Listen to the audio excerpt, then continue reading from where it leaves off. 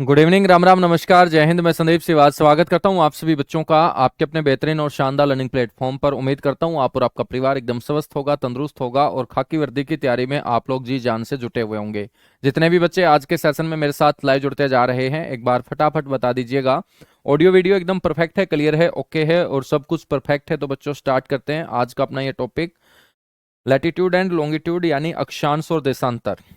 तो कल की क्लास में हमने बड़ा इंटरेस्टिंग सा ये टॉपिक स्टार्ट किया था, मजे वाला टॉपिक है और आपके दिल्ली पुलिस एग्जाम के लिए बड़ा ही इंपॉर्टेंट है बच्चों। पहले के एग्जाम के अंदर भी इस टॉपिक से क्वेश्चन पूछा गया है और आने वाला आपका जो एग्जाम है दिल्ली पुलिस का, वहां पर भी आपको इस टॉपिक से एक क्वेश्चन पक्का देखने को मिलेगा, लैटिट्यूड एंड लॉन्गिट्यूड यानी कि बच्चों अक्षांश और देशांतर।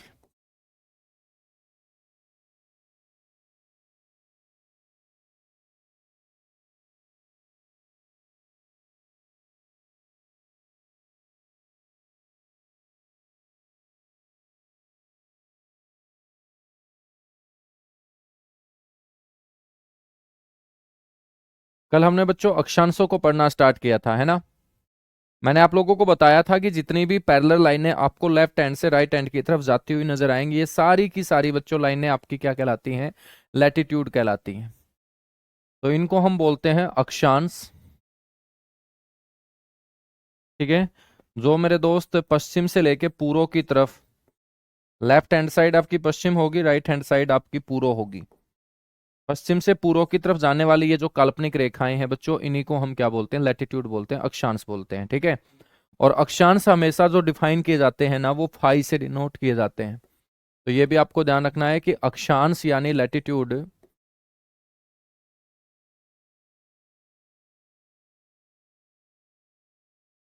बच्चों किससे, फाई से डिनोट किए जाते हैं। अक्षांशों की जो कुल संख्या है वो हम पढ़ चुके थे। कल मैंने आप लोगों को बताया था कि अक्षांश जो है वो एंगल के आधार पे खींचे जाते हैं। तो अक्षांशों की जो कुल संख्या है बच्चों, वो मैंने आप लोगों को बताई थी 181, 181। ठीक है। 181 हमने कैसे पढ़े थे, 90 उत्तरी गोलार्ध में, 90 दक्षिणी गोलार्ध में और एक है पृथ्वी के जो सेंटर से गुजर रहा था। तो इस तरीके से बच्चों अक्षांश 181 थे। मैंने आपसे पूछा था कि अक्षांश रेखाएं कितनी होती हैं, लैटिट्यूड लाइंस। तो बच्चों पॉइंट जो होता है ना, एक बिंदु जो होता है वो कभी भी रेखा नहीं होता। तो आप लोगों को बताया था कि 181 में से आपको -2 करना पड़ेगा, और ये दो क्या है, एक बिंदु है उत्तरी ध्रुव और एक बिंदु है दक्षिणी ध्रुव। बच्चों जब हम दो को माइनस कर देंगे तो लैटिट्यूड लाइन जो निकल के आएंगे वो कितने निकल के आएंगे, 179। फिर मैंने आप लोगों को यह भी बताया था कि सबसे लंबा जो अक्षांश है बच्चों, या सबसे लंबी जो अक्षांश रेखा है वो कौन सी होगी, भूमध्य रेखा। सबसे लंबी जो अक्षांश रेखा है बेटा वो कौन सी होगी, भूमध्य रेखा। और आपसे भूमध्य रेखा की कोई लंबाई पूछ ले तो आप बोल देंगे 40,076 किलोमीटर आपकी भूमध्य रेखा की क्या होगी, लंबाई होगी। ठीक है। सबसे लंबी अक्षांश रेखा भूमध्य रेखा होती है और इसको हम 0 डिग्री बच्चों लैटिट्यूड के रूप में भी जानते हैं। इसके बाद मैंने आप लोगों को बताया था कि अक्षांशों के बीच का जो क्षेत्र होगा, अक्षांशों के बीच का कौन सा क्षेत्र, ये वाला जो क्षेत्र होता है, अक्षांशों के बीच का जो ये गैप होता है वो हमेशा समान होता है। वो क्यों होता है, क्योंकि अक्षांश बच्चों पैरेलल खींचे जाते हैं। और ये जो गैप होता है किन्हीं भी दो अक्षांशों के बीच का, वो भी हमने डिस्कस किया था कि कितना होता है, वो होता है 111.13 किलोमीटर। तो अक्षांशों के बीच की जो दूरी होगी, अक्षांशों के बीच की जो दूरी होगी बच्चों वो 111.13 किलोमीटर होगी। ठीक है ना। तो कई बार ऑप्शन में बिल्कुल एक्यूरेट पूछ लिया जाता है, तो एक्यूरेट आप बोलेंगे 111.13 किलोमीटर किन्हीं भी दो अक्षांशों के बीच की दूरी होगी। और किन्हीं भी दो अक्षांशों के बीच का जो ये क्षेत्र होगा, ये वाला जो क्षेत्र है अक्षांशों के बीच का, इस क्षेत्र को हमने बोला था बच्चों जोन। क्या बोला था? जोन। हिंदी में बोलते हैं कटिबंध। क्या बोलते हैं? कटिबंध बोलते हैं। ठीक है। फिर हमने बात की थी कि मुख्य अक्षांश कितने हैं। तो बेटा मुख्य अक्षांश जो है ना, वो हमारे 5 हैं। मेन लैटिट्यूड जो है वो कितने हैं? 5। और उन्हीं मेन लैटिट्यूड में मैं आप लोगों को सबसे पहले पढ़ा चुका था 0 डिग्री लैटिट्यूड, 0 डिग्री अक्षांश, और इसी 0 डिग्री अक्षांश को हम भूमध्य रेखा बोलते हैं, जो सबसे लंबी अक्षांश रेखा है बच्चों। और इसी भूमध्य रेखा के ऊपर जब वर्ष में 2 दिन बच्चों, दिन और रात की अवधि बराबर होती है, 12 घंटे प्रकाश और 12 घंटे अंधेरा, तो इस घटना को हम ज्योग्राफी में क्या बोल देते हैं? विषु बोल देते हैं। इसलिए इसी रेखा को हमने बोल दिया था विषुवत रेखा, यानी कि इक्वेटर। इक्वेटर। और इक्वेटर के बारे में कल मैंने आपको बताया था कि इक्वेटर जो है, विषुवत रेखा जो है बच्चों, ये 3 महाद्वीपों से गुजरती है। और वो 3 महाद्वीपों के 13 देशों से गुजरती है। तो तीनों के तीनों महाद्वीप हम पढ़ चुके थे, जिसमें साउथ अमेरिका था, दक्षिण अमेरिका महाद्वीप था बच्चों, ठीक है, जिसमें कोलंबिया था, ब्राजील था और इक्वाडोर था। तो 3 देश बच्चों साउथ अमेरिका के थे। हमने अफ्रीका के देश पढ़े और एशिया कॉन्टिनेंट के हमने देश पढ़े, जहां से बच्चों इक्वेटर यानी कि 0 डिग्री अक्षांश गुजरता है। बच्चों ये जो हमारी भूमध्य रेखा है ना, इस भूमध्य रेखा को एक नदी 2 बार पार करती है। आपसे पूछ लेगा कि भूमध्य रेखा को 2 बार काटने वाली नदी कौन सी है? 2 बार पार करने वाली, या हम बोल सकते हैं काटने वाली। बच्चों उस नदी का नाम है कांगो नदी, कांगो रिवर। और ये जो कांगो रिवर है, ये कौन से कॉन्टिनेंट में बहती है बच्चों? अफ्रीका कॉन्टिनेंट के अंदर। तो याद रखना है, कांगो नदी जो है वो भूमध्य रेखा को 2 बार पार करती है। भूमध्य रेखा को 2 बार पार करने वाली नदी है कौन सी रिवर? Congo river. ठीक है ना बेटा? अब हम बात करेंगे दूसरा जो हमारा लैटिट्यूड है।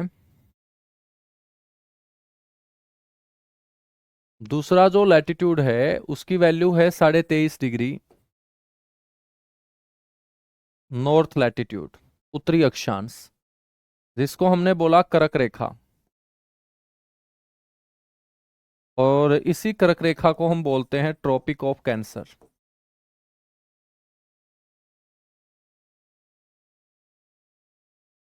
Tropic of cancer.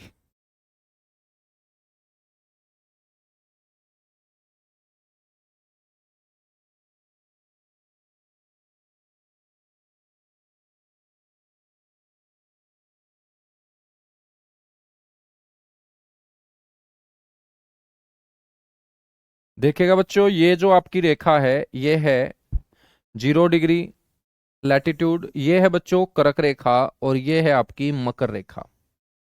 ठीक है ना? तो इसको हम बोलेंगे 23.5 degree north latitude, 23.5 degree north latitude. ठीक है। इसको बोलेंगे 23.5 डिग्री साउथ लैटिट्यूड, और ये होगा बच्चों 0 डिग्री लैटिट्यूड, यानी कि भूमध्य रेखा। ठीक है बच्चों, इस रेखा के ऊपर मैंने आपको बताया था कल, इस रेखा के ऊपर मैंने आपको बताया था कि सूर्य वर्ष में 2 बार परपेंडिकुलर होता है। वो 2 दिन कौन से थे? एक 21 मार्च का दिन था और एक 23 सितंबर का दिन था बच्चों। एक 21 मार्च का और एक 23 सितंबर का दिन था। और यही 2 दिन बच्चों 12 घंटे प्रकाश और 12 घंटे अंधेरा रहता है। ठीक है। लेकिन इससे ऊपर जो 23.5 डिग्री नॉर्थ लैटिट्यूड है, इस रेखा के ऊपर सूर्य वर्ष में 1 बार परपेंडिकुलर होता है। ठीक है। और वो दिन होता है 21 जून, 21 जून का दिन। और जब सूर्य इस रेखा के ऊपर साल में एक बार परपेंडिकुलर होगा तो इस घटना को हम बोलते हैं करक संक्रांति। क्या बोलते हैं? करक संक्रांति बोलते हैं, कैंसर सोल्स्टाइस बोलते हैं,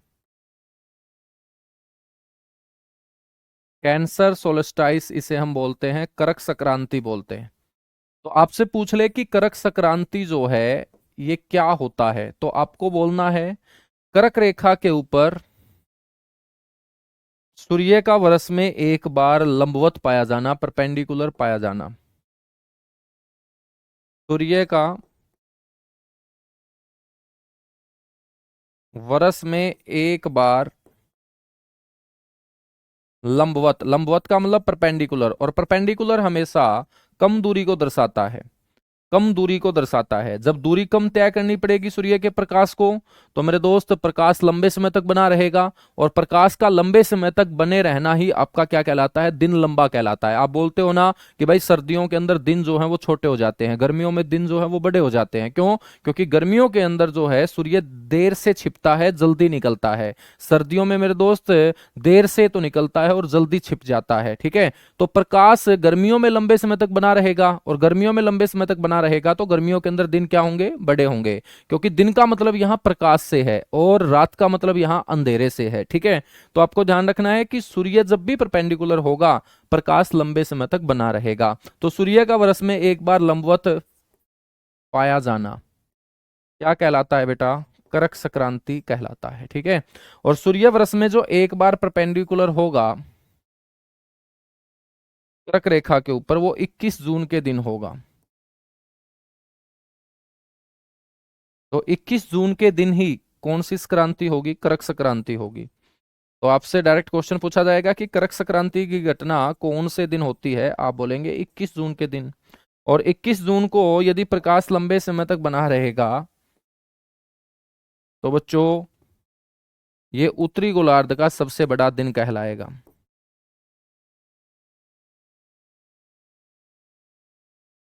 उत्तरी गोलार्ध का सबसे बड़ा दिन कहलाएगा। बच्चों जो उत्तरी गोलार्ध में होता है उसका अपोजिट दक्षिणी गोलार्ध में होता है। तो यदि ये उत्तरी गोलार्ध के अंदर सबसे बड़ा दिन है तो दक्षिणी गोलार्ध के अंदर ये क्या हो जाएगा? सबसे छोटा दिन हो जाएगा। तो याद रखिएगा बेटा कि दक्षिणी गोलार्ध का ये क्या होगा? सबसे छोटा दिन होगा। उत्तरी गोलार्ध का सबसे बड़ा तो दक्षिणी गोलार्ध का सबसे छोटा दिन होगा। ठीक है बच्चों, उत्तरी गोलार्ध में 21 जून बड़ा दिन होता है, तो 21 जून को हम बच्चों अंतर्राष्ट्रीय योगा डे भी मनाते हैं। तो international yoga day, international yoga day बच्चों कब मनाया जाता है? सर 21 जून को ही मनाया जाता है, 21 जून को। ठीक है बच्चों, ये जो कर्क रेखा हम पढ़ रहे हैं इस कर्क रेखा को दो बार काटने का काम करती है एक नदी। इस नदी का नाम है बच्चों,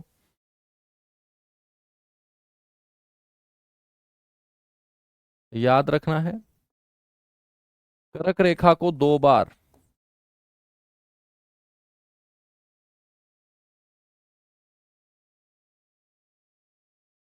पार या काटने का काम करती है एक नदी जिसका नाम है माही नदी।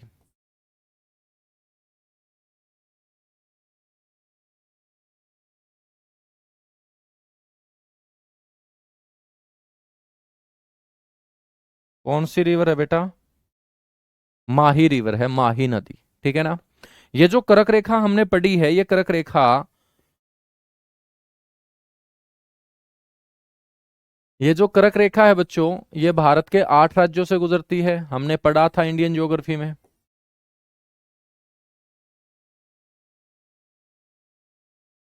कर्क रेखा भारत के 8 राज्य, ठीक है, और विश्व के 3 महाद्वीपों से,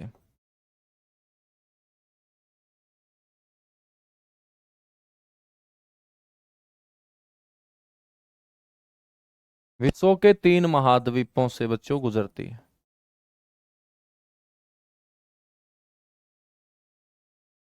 ठीक है ना, आठों के आठों राज्य मैंने आप लोगों को बता रखे हैं। विश्व के 3 महाद्वीप का यदि हम जिक्र करें जहां से ये गुजरती है, उसमें बच्चों एक है आपका नॉर्थ अमेरिका,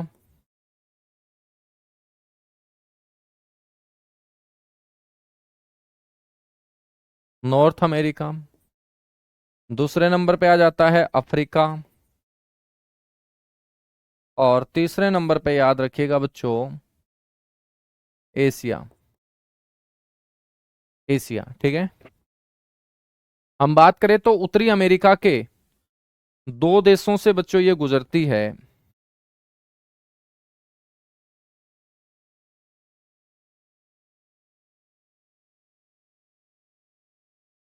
सबसे पहले हम बात करें तो बच्चों ये दो देशों से गुजरती है।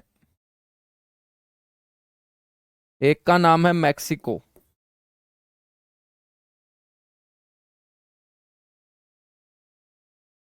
मैक्सिको। मैक्सिको के बाद बच्चों याद रखेंगे हवाई द्वीप। तो मैक्सिको और हवाई द्वीप दोनों के दोनों ये किसका पार्ट है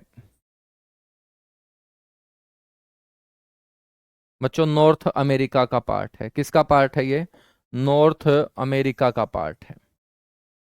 ठीक है, याद रखोगे? बिल्कुल याद रखेंगे। अब हम अफ्रीका की बात करेंगे बेटा, ठीक है ना। अब हम किसकी बात करेंगे? अफ्रीका की बात करेंगे। अफ्रीका में सबसे पहले आपको याद रखना है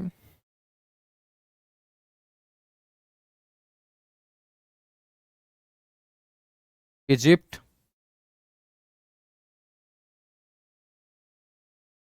जिसको हम मिस्र बोल सकते हैं। क्या बोल सकते हैं बेटा? मिस्र बोल सकते हैं, ठीक है। इजिप्ट के बाद याद रखिएगा लीबिया। कौन सा देश याद रखोगे? लीबिया। लीबिया भी कौन सी कंट्री है आपकी? अफ्रीकन कंट्री है, ठीक है। उसके बाद याद रखिएगा नाइजर। नाइजर। नाइजर के बाद याद रखिएगा बच्चों अल्जीरिया।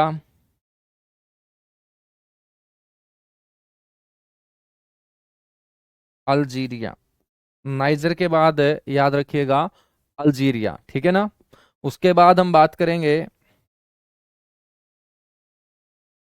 बच्चों माली। माली। माली के बाद याद रखिएगा मारितोनिया। मारितोनिया, ठीक है। तो याद रखिएगा इजिप्ट, लीबिया, नाइजर, अल्जीरिया, माली, मारितोनिया, ठीक है ना। बच्चों ये आप लोगों को ध्यान रखने हैं, 6 देश अफ्रीका कॉन्टिनेंट के हैं। कौन से कॉन्टिनेंट के हैं? अफ्रीका कॉन्टिनेंट के हैं, ठीक है ना। अब देखिएगा कैसे याद रखोगे। अफ्रीका महाद्वीप के ये जो 6 देश जो कर्क रेखा के ऊपर हैं बच्चों, जहां से कर्क रेखा गुजरती है, उनमें से 3 देशों के नाम एम से शुरू हो रहे हैं। एम से मारितोनिया, एम से माली और एम से बच्चों मिस्र। क्या होगा? मिस्र, ठीक है। तो मिस्र, माली, मारितोनिया ये 3 एम से शुरू हो रहे हैं बच्चों। उसके बाद 3 याद रख लेना, लीबिया, नाइजर और अल्जीरिया, ठीक है ना। तो इस तरीके से आप लोगों को ये 6 देश याद रखने हैं। कौन से महाद्वीप के? ये 6 के 6 जो देश हैं ये अफ्रीका कॉन्टिनेंट के हैं।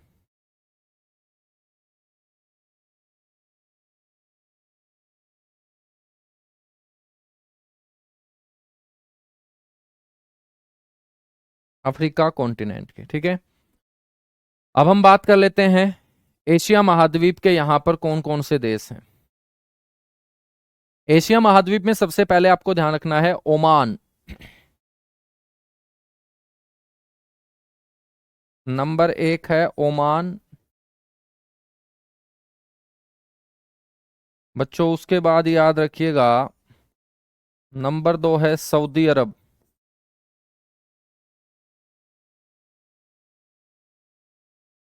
ओमान। ओमान की जो कैपिटल है वो मस्कट है। क्या है बेटा? मस्कट है, ठीक है।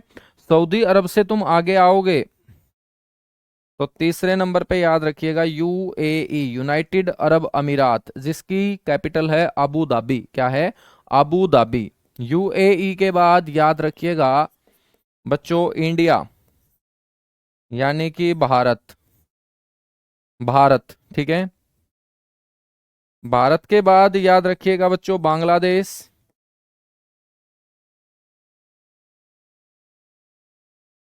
बांग्लादेश। बांग्लादेश के बाद बच्चों याद रखिएगा छठे नंबर पे म्यांमार। कौन सा? म्यांमार। जिसको हम बर्मा बोलते थे।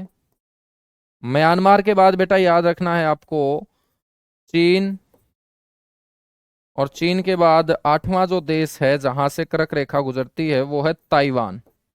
कौन सा देश है? ताइवान। ठीक है, तो 8 तो है बच्चों एशियन कंट्री, 6 है अफ्रीकन कंट्री, और 2 है मेरे दोस्त नॉर्थ अमेरिका के पार्ट।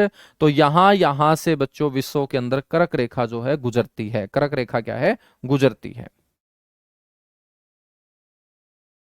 यहां तक चीजें क्लियर हुई? एक बार फटाफट कमेंट करके बताइएगा। अच्छा, साइड से कट रहा है बेटा, ये तो कोई बड़ी समस्या नहीं है, अभी कर देंगे इसको ठीक, टेंशन मत लो तुम। अब देखो,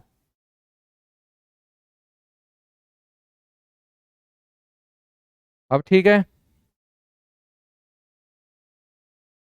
अब ठीक है। भारत के 8 राज्य भी मैं तुम्हें फटाफट बता देता हूं। जिन बच्चों ने वहां पर यदि ध्यान नहीं रहे हों, तो भारत के 8 राज्य कौन से हैं? एक है बच्चों गुजरात, एक है राजस्थान, एक है मध्य प्रदेश,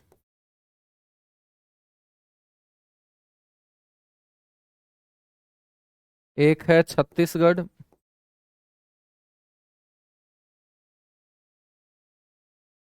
एक है बेटा झारखंड, एक है पश्चिम बंगाल, एक है त्रिपुरा,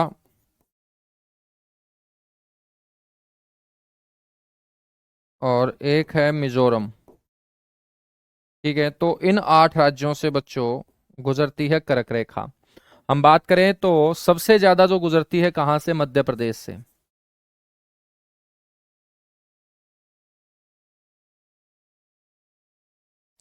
ठीक है, और सबसे कम बच्चों राजस्थान से।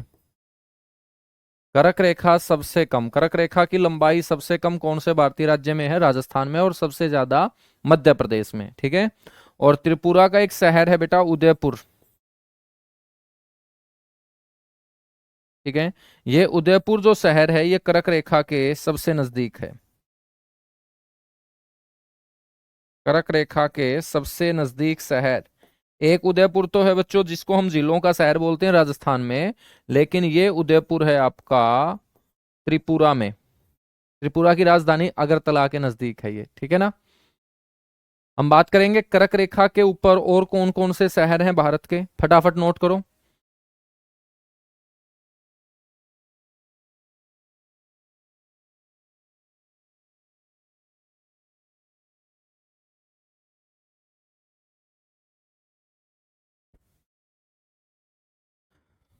और आपसे कोई पूछ ले कि कर्क रेखा के ऊपर भारत के और कौन से शहर हैं?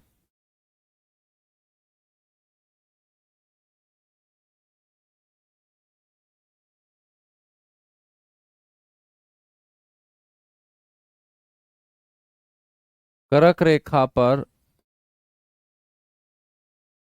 राजधानी व शहर।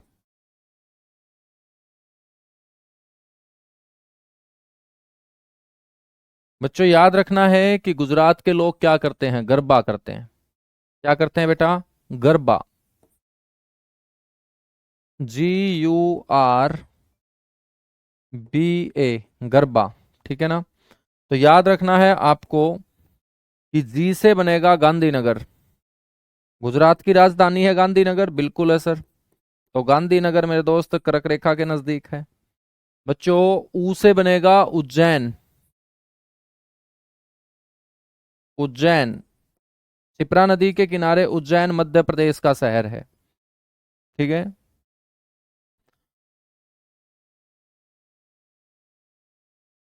आर से बनेगा बेटा रांची। झारखंड की राजधानी है रांची। ठीक है, बी से बनेगा आपका भोपाल। मध्य प्रदेश की कैपिटल है भोपाल। और ए से बनेगा अगरतला। त्रिपुरा की कैपिटल है अगरतला। ठीक है, तो याद रख लेना कि ये कुछ शहर हैं, राजधानी भी हैं, जो हम गांधीनगर है, अगरतला है, रांची है, भोपाल, ठीक है, चार राजधानी है और उज्जैन शहर है। तो बच्चों ये कर्क रेखा के ऊपर आपके स्थित शहर और राजधानी होंगे, ठीक है। उसके बाद जो तीसरा महत्वपूर्ण अक्षांश है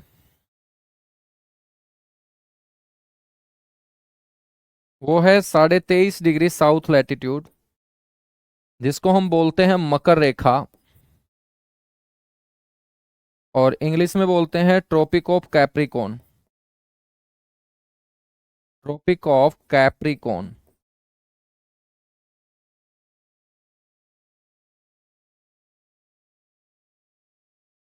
ठीक है।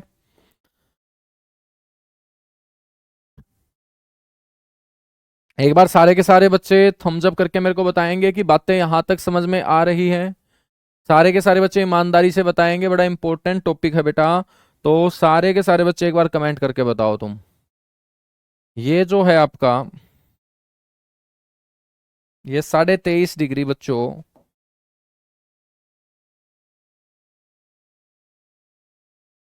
साउथ लैटिट्यूड है। इसी को हम बोलते हैं मकर रेखा। और जब कर्क रेखा के ऊपर सूर्य साल में एक बार परपेंडिकुलर होता है, तो बच्चों साल में एक बार परपेंडिकुलर मकर रेखा के ऊपर भी होता है। और जब मकर रेखा के ऊपर परपेंडिकुलर होगा तो इस घटना को हम क्या बोल देंगे? मकर संक्रांति। कर्क रेखा के ऊपर जब परपेंडिकुलर था तो कर्क संक्रांति, मकर रेखा के ऊपर परपेंडिकुलर होगा तो मकर संक्रांति, भूमध्य रेखा के ऊपर परपेंडिकुलर होगा तो इक्विनोक्स कहलाएगा। क्या कहलाएगा? इक्विनोक्स। ठीक है, तो याद रखना है सूर्य का वर्ष में एक बार मकर रेखा पर परपेंडिकुलर पाया जाना, लंबवत पाया जाना। ठीक है बच्चों, ये जो मकर संक्रांति की घटना होती है ये होती है 22 दिसंबर के दिन। और जिस दिन संक्रांति होगी उस दिन बच्चों दिन क्या होगा? बड़ा होगा। तो 22 दिसंबर का दिन भी क्या होता है? बड़ा होता है। अब मकर रेखा है कौन से गोलार्ध में? दक्षिणी गोलार्ध में। तो 22 दिसंबर का जो दिन होगा ये दक्षिणी गोलार्ध का सबसे बड़ा दिन हो जाएगा।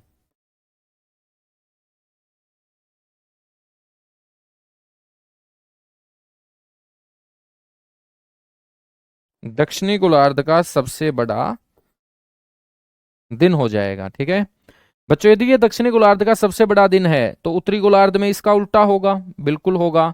तो फिर 22 दिसंबर उत्तरी गोलार्ध का क्या हो जाएगा? सबसे छोटा दिन हो जाएगा। 21 जून सबसे बड़ा दिन होता है उत्तरी गोलार्ध का, और 22 दिसंबर बच्चों उत्तरी गोलार्ध का होता है सबसे छोटा दिन। तो आपके एक बात तो समझ में आई होगी कि दिन जो होता है ना वो बड़ा ही होता है। बच्चों दिन बड़ा होता है, दूसरी जगह अपने आप छोटा हो जाता है। जैसे 21 जून करक संक्रांति की घटना, दिन बड़ा। 22 दिसंबर मकर संक्रांति की घटना, दिन बड़ा। अब 21 जून को यदि दिन बड़ा है उत्तरी गोलार्ध में तो वही दिन छोटा हो जाएगा दक्षिणी गोलार्ध में। और मकर संक्रांति के दिन 22 दिसंबर यदि दिन बड़ा है दक्षिणी गोलार्ध में तो दिन छोटा अपने आप हो जाएगा उत्तरी गोलार्ध में। ठीक है, तो दिन हमेशा बड़ा होता है। दिन हमेशा बड़ा होता है और दूसरी जगह अपने आप क्या हो जाता है? छोटा हो जाता है। ठीक है, वाह रे वाह, वाह भाई वाह, मौज कर दिया यार तुम लोगों ने। ये बात कान तरस गए थे मेरे सुनने के लिए कि सर आप फास्ट पढ़ा रहे हो। ठीक है, अभी तक मेरे को सिर्फ यही बोला गया है आपकी साइड से कि बहुत आराम से पढ़ाते हो। आज पहली बार मेरे दोस्त आप लोगों ने जो है ना वो बड़ा दिल खुश कर दिया ये बात बोलकर कि आप फास्ट पढ़ा रहे हो सर, थोड़ा सा आराम से पढ़ाओ।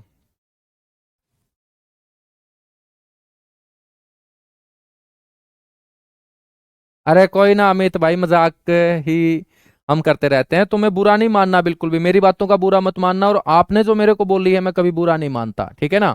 बिल्कुल एक पारिवारिक संबंध है अपने, ठीक है। हाँ, तो एक परिवार की तरह हम पढ़ रहे हैं। वहां पर थोड़ा बहुत यदि मैं गुस्सा हो जाऊं तो तुम्हें बुरा नहीं मानना। आप थोड़े बहुत यदि गलत शब्द भी बोल दो तो मैं बुरा नहीं मानता तुम लोगों का, ठीक है ना। चलता रहता है, तुम टेंशन मत लो, बस मजे मजे में पढ़ते रहो और कोई डाउट आपका रहे तो वो मेरे से पूछते रहो। तो बेटा ये मकर संक्रांति, अब देखिएगा मैं आपको ये समझा रहा हूं अलग से।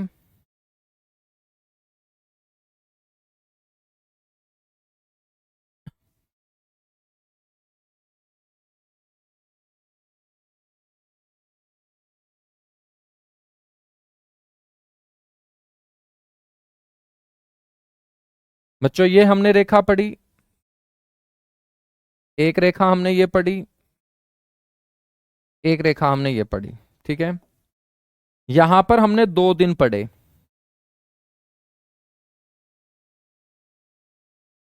एक पढ़ा हमने बच्चों 21 मार्च, और एक हमने पढ़ा बच्चों यहां पर 23 सितंबर, ठीक है। और ये रेखा कौन सी है बच्चों? सर जी भूमध्य रेखा है।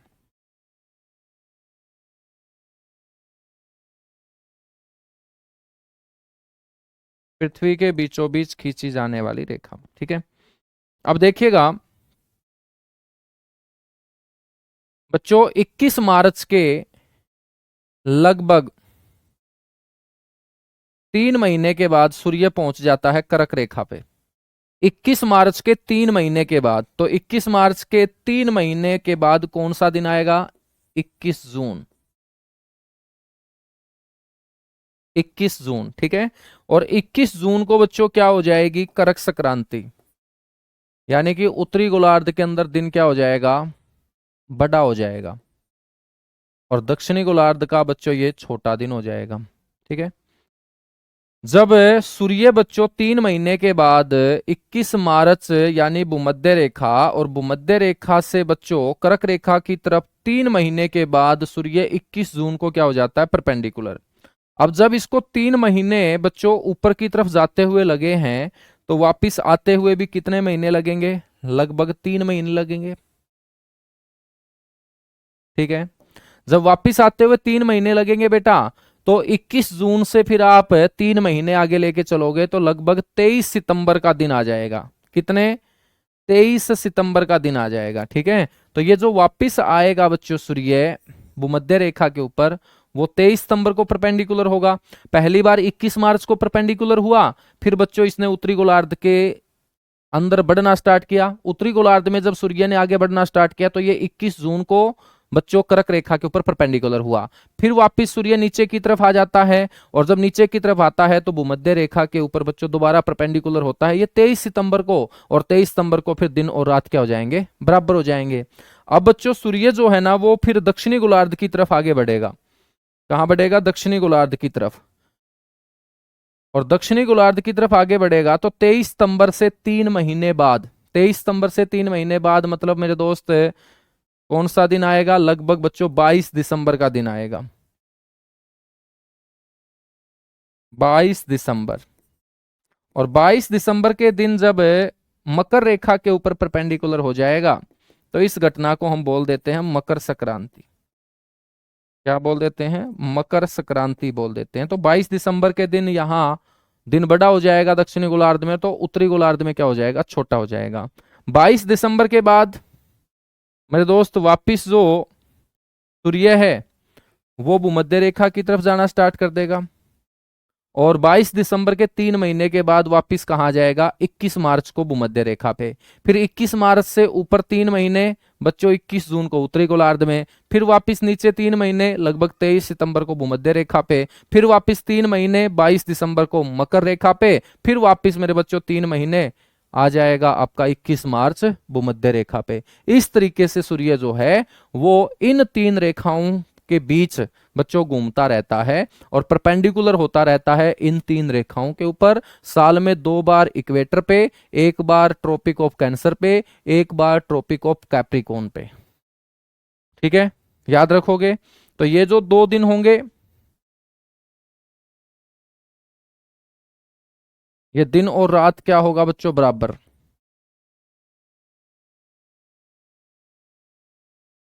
दिन रात यहां क्या होगा? बराबर। यहां दिन क्या होगा बच्चों? बड़ा। और यहां भी दिन क्या होगा? बड़ा होगा, ठीक है। अब हम पढ़ रहे थे मकर रेखा। तो जैसे हमने कर्क रेखा गुजारी है, ऐसे ही हम मकर रेखा भी गुजारेंगे बच्चों, ठीक है। मकर रेखा भी हम गुजारेंगे। और मकर रेखा आपसे पूछ ली जाए कि भाई कितने देशों से, तो आपको बोलना है मकर रेखा विश्व के 10 देशों से। वो 10 देश कौन कौन से हैं? सबसे पहले आप लोगों को बता रहा हूं साउथ अमेरिका, दक्षिणी अमेरिका के देश बच्चों, ठीक है, जिसमें याद रखना है एक देश का नाम है चिल्ली। चिल्ली। बच्चों एक देश का नाम है अर्जेंटीना। Chilli, Argentina. एक देश का नाम है बच्चों ब्राजील। कौन सा है? ब्राजील। और चौथा देश याद रखेंगे पैराग्वे। पैराग्वे। तो चारों के चारों जो देश हैं ये आपके साउथ अमेरिका के हैं, दक्षिण अमेरिका कॉन्टिनेंट के हैं, ठीक है ना। हम बात करेंगे अब अफ्रीकन कंट्री की।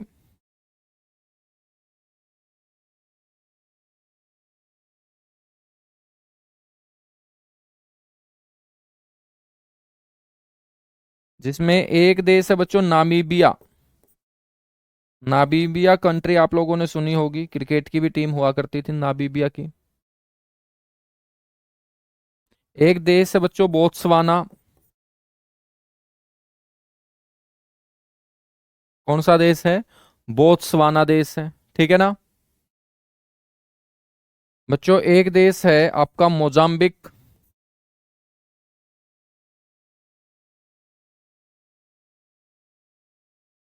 मोजाम्बिक। एक देश है मेडागास्कर।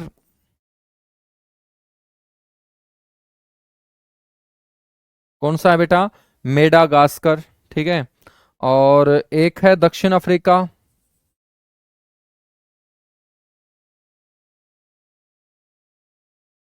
South Africa. कितने हो चुके हैं? 5 हो चुके हैं ना। और एक छठा देश आप लोग बताएंगे मेरे को कि छठा देश कौन सा है, फटाफट बताइएगा। तो टोटल ये बच्चों 10 देशों से गुजरती है मकर रेखा। तो एक देश आप लोग बताइएगा कौन सा है। तो 5 देश हैं अफ्रीका के, 4 देश हैं साउथ अमेरिका के। तो बच्चों एक ये गुजरती है ऑस्ट्रेलिया से। तो 3 महाद्वीप हो चुके हैं, ऑस्ट्रेलिया महाद्वीप, अफ्रीका महाद्वीप और दक्षिणी अमेरिका महाद्वीप। तो साउथ अमेरिका के 4, अफ्रीका के 5 और ऑस्ट्रेलिया महाद्वीप का देश है ऑस्ट्रेलिया, ठीक है, ऑस्ट्रेलिया। ठीक है, यहां तक बातें क्लियर हुई? बिल्कुल क्लियर हुई। आगे बढ़ेंगे बच्चों। उसके बाद जो चौथा लैटिट्यूड है, जो इंपॉर्टेंट चौथा लैटिट्यूड है बेटा, उसका नाम है आर्कटिक।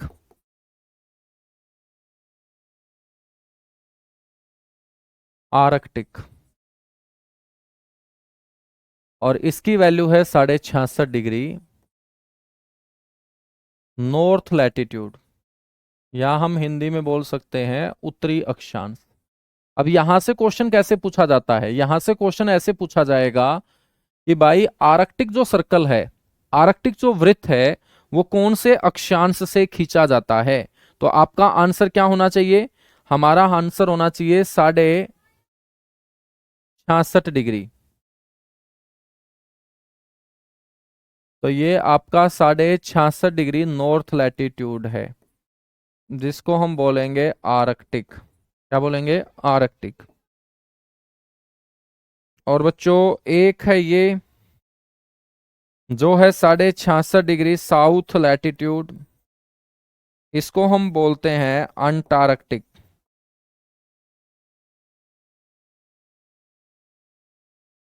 अंटार्कटिक, ठीक है।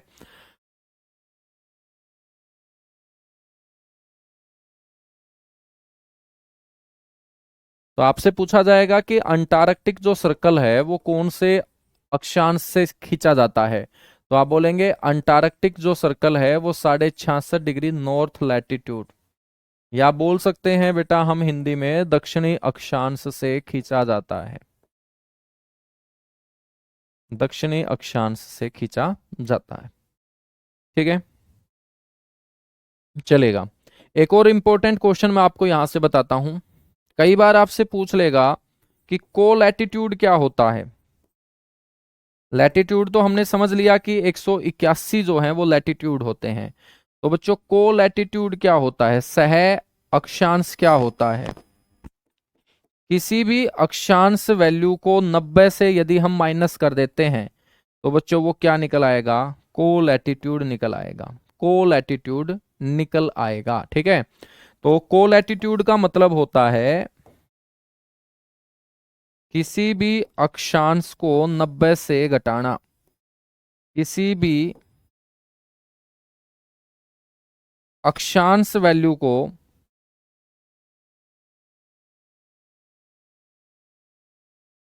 मान बोल देंगे या वैल्यू बोल देंगे,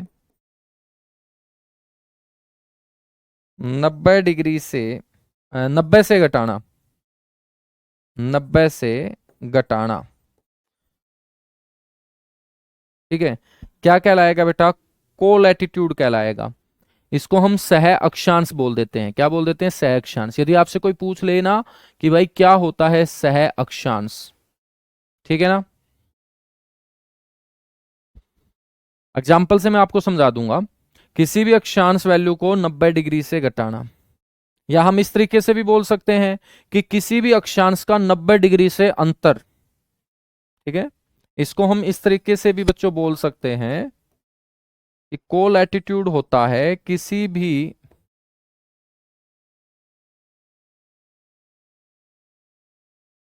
अक्षांश का 90 डिग्री से अंतर, डिफरेंस। अब देखिएगा, मैं आप लोगों से पूछूंगा, आप लोग उत्तर भी दे दोगे। जैसे मैं आपसे क्वेश्चन पूछता हूं,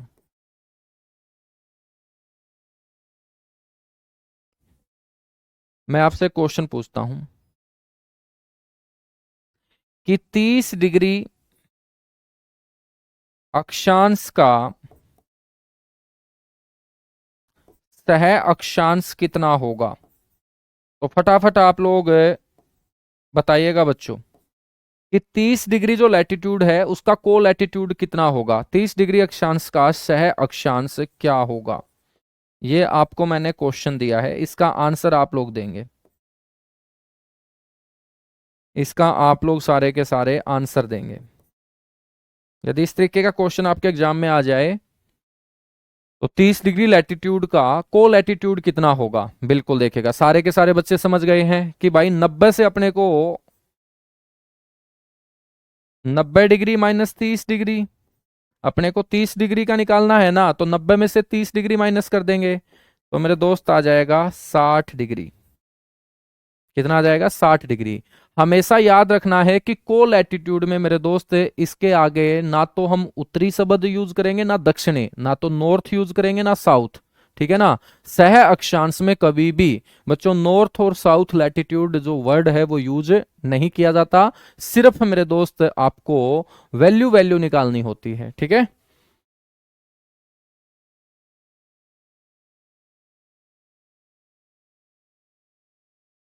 बहुत बढ़िया। यहां तक चीजें क्लियर हुई, बिल्कुल क्लियर हुई। बच्चों हम बात करेंगे,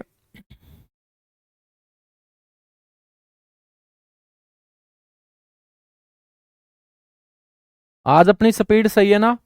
आज तो तुम लोग नाराज नहीं होंगे ना कि आराम से पढ़ा रहे हो? आज तो स्पीड सही है, इसी स्पीड से चलने देंगे।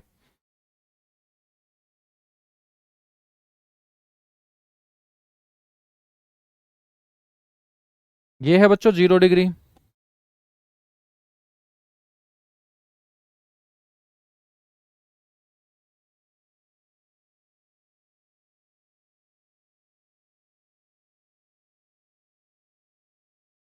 ये है 23.5 डिग्री, ये है 23.5 डिग्री।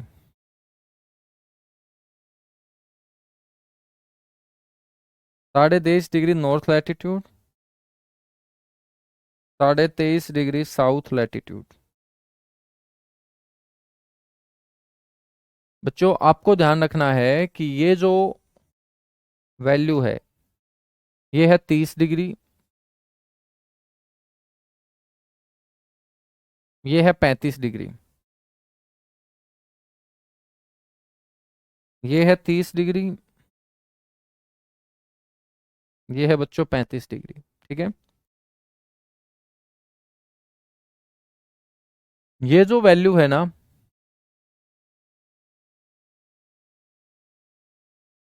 ये वैल्यू है बच्चों 30 डिग्री से 35 डिग्री नॉर्थ लैटिट्यूड। और ऐसे ही ये जो वैल्यू है, ये है बच्चों 30 डिग्री से 35 डिग्री साउथ लैटिट्यूड। ठीक है ना बच्चों, 30 डिग्री से 35 डिग्री नॉर्थ लैटिट्यूड के बीच का जो क्षेत्र होता है, इसको हम बोलते हैं हॉर्स लैटिट्यूड। हॉर्स लैटिट्यूड, इसको हम हिंदी में बोलते हैं असो अक्षांश। तो आपसे डायरेक्ट पूछा जाएगा कि असो अक्षांश क्या होता है, तो आप बोलेंगे असो अक्षांश एक क्षेत्र होता है जो 30 डिग्री से लेके 35 डिग्री उत्तर में और 30 डिग्री से 35 डिग्री दक्षिण में। तो बच्चों ये जो आपका उत्तर में 5 डिग्री और दक्षिण में ये 5 डिग्री का जो क्षेत्र होता है, इसको हम बोलते हैं हॉर्स लैटिट्यूड। क्या बोलते हैं? हॉर्स लैटिट्यूड बोलते हैं।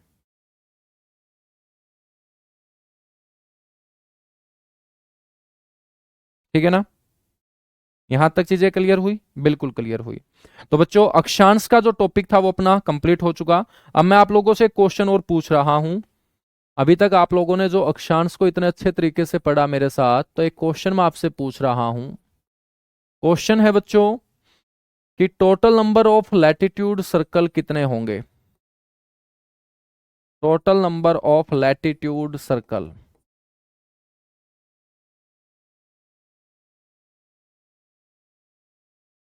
यानी कि मैं आपसे पूछ रहा हूं अक्षांशीय वृत्तों की संख्या कितनी होगी?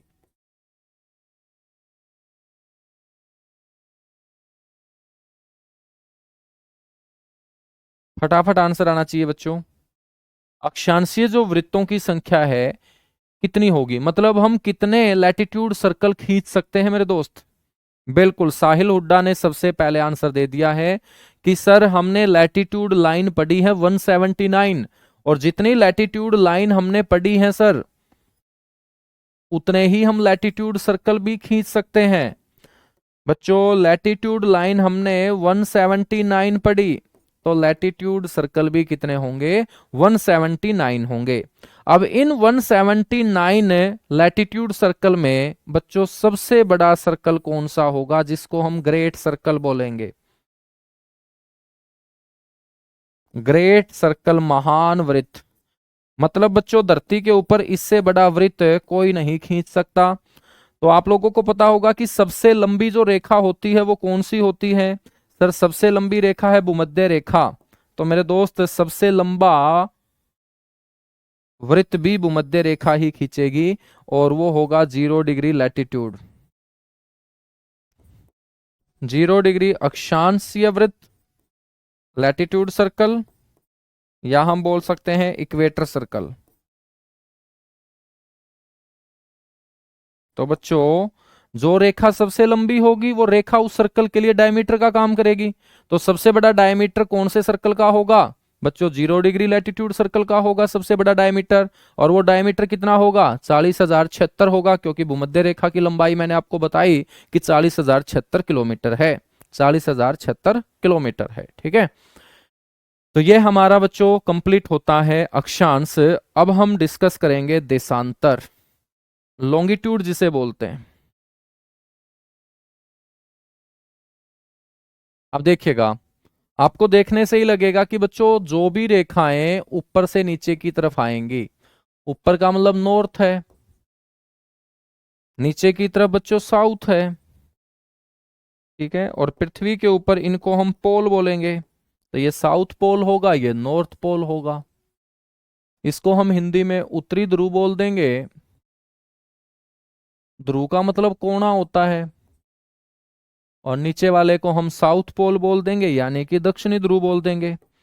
तो बच्चों देशांतर की जो डेफिनेशन है, लॉन्गिट्यूड की जो डेफिनेशन है, अपने लिए बहुत इजी हो जाएगी। उत्तरी ध्रुव को दक्षिणी ध्रुव से मिलाने वाली जो काल्पनिक रेखाएं हैं, उन्हीं को हम क्या बोल देंगे? देशांतर बोल देंगे। ठीक है, तो हेडिंग डालिएगा।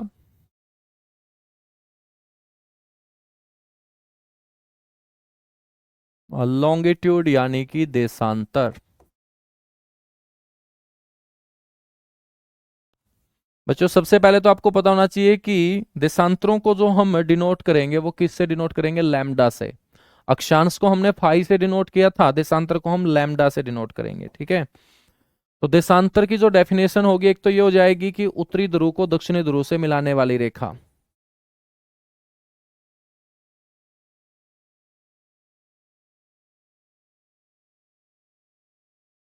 उत्तरी ध्रुव को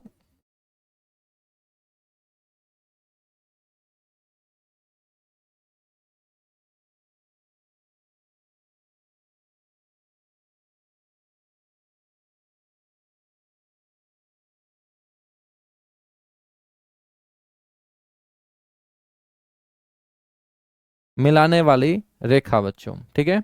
या हम बोल सकते हैं देशांतर किसके लिए खींचे जाते हैं, किसी भी स्थान की स्थिति को दर्शाने के लिए। जैसे अक्षांश हमने खींचे हैं, ऐसे ही देशांतर हम खींचेंगे किसी भी स्थान की स्थिति को दर्शाने और वायुमंडलीय अवस्था को जानने के लिए बच्चों।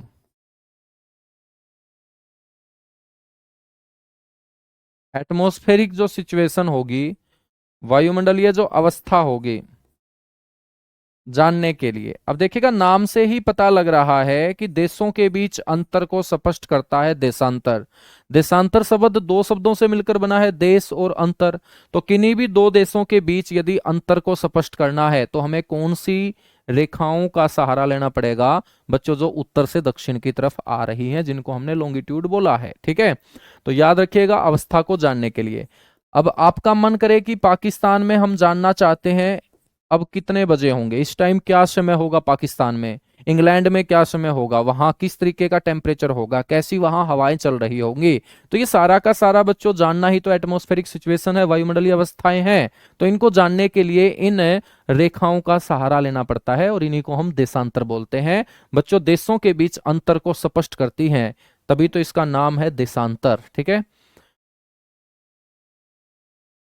देशांतर जो खींचे गए हैं वो किस आधार पे खींचे गए हैं बच्चों, हमारी पृथ्वी के घूर्णन के आधार पे। पृथ्वी के घूर्णन यानी कि रोटेशन ऑफ अर्थ।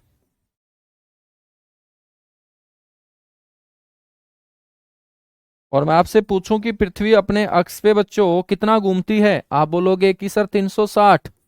तो बेटा देशांतरों की संख्या भी तो कितनी है, 360। Total number of longitude. तो देशांतरों की जो संख्या है, यदि आपसे कोई पूछ ले कि कितनी है, तो आपको बोलना है 360। और हमारी पृथ्वी भी कितना घूमती है मेरे दोस्त, सर जी ज्यादा से ज्यादा 360 घूमती है हमारी पृथ्वी भी, ठीक है। बच्चों यदि हम ये देशांतर पढ़ रहे हैं तो देशांतर उत्तरी ध्रुव और दक्षिणी ध्रुव के ऊपर एक दूसरे के साथ चिपके हुए हैं। एक दूसरे के साथ चिपके हुए हैं ध्रुवों के ऊपर, और जब ये ध्रुवों से दूर होते हैं तो इनके बीच का जो गैप है वो बढ़ता चला जाता है। बच्चों ये जो गैप बढ़ता चला जाता है, ये कहाँ तक बढ़ता है, ये गैप बढ़ता है भूमध्य रेखा तक। भूमध्य रेखा के ऊपर बच्चों इन देशांतरों के बीच की जो दूरी है ना, वो क्या हो जाती है, एक समान हो जाती है। तो आप लोगों को स्पष्ट दिखाई दे रहा है कि ध्रुवों के ऊपर इनके बीच की जो दूरी होती है वो क्या होती है बच्चों, जीरो होती है, क्योंकि एक दूसरे के साथ चिपके हुए हैं। अब चिपके हुए हैं तो हम कैसे दो देशांतरों के बीच की दूरी निकाल पाएंगे, ठीक है। तो याद रखिएगा, देशांतरों के बीच की जो दूरी होगी,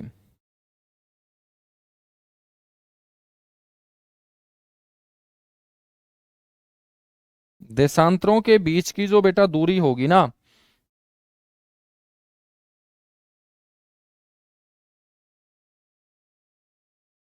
वो ध्रुवों पर होगी न्यूनतम, मिनिमम होगी बच्चों। और कितनी होगी, जीरो, 0 किलोमीटर, ठीक है। और हम बात करेंगे भूमध्य रेखा पर,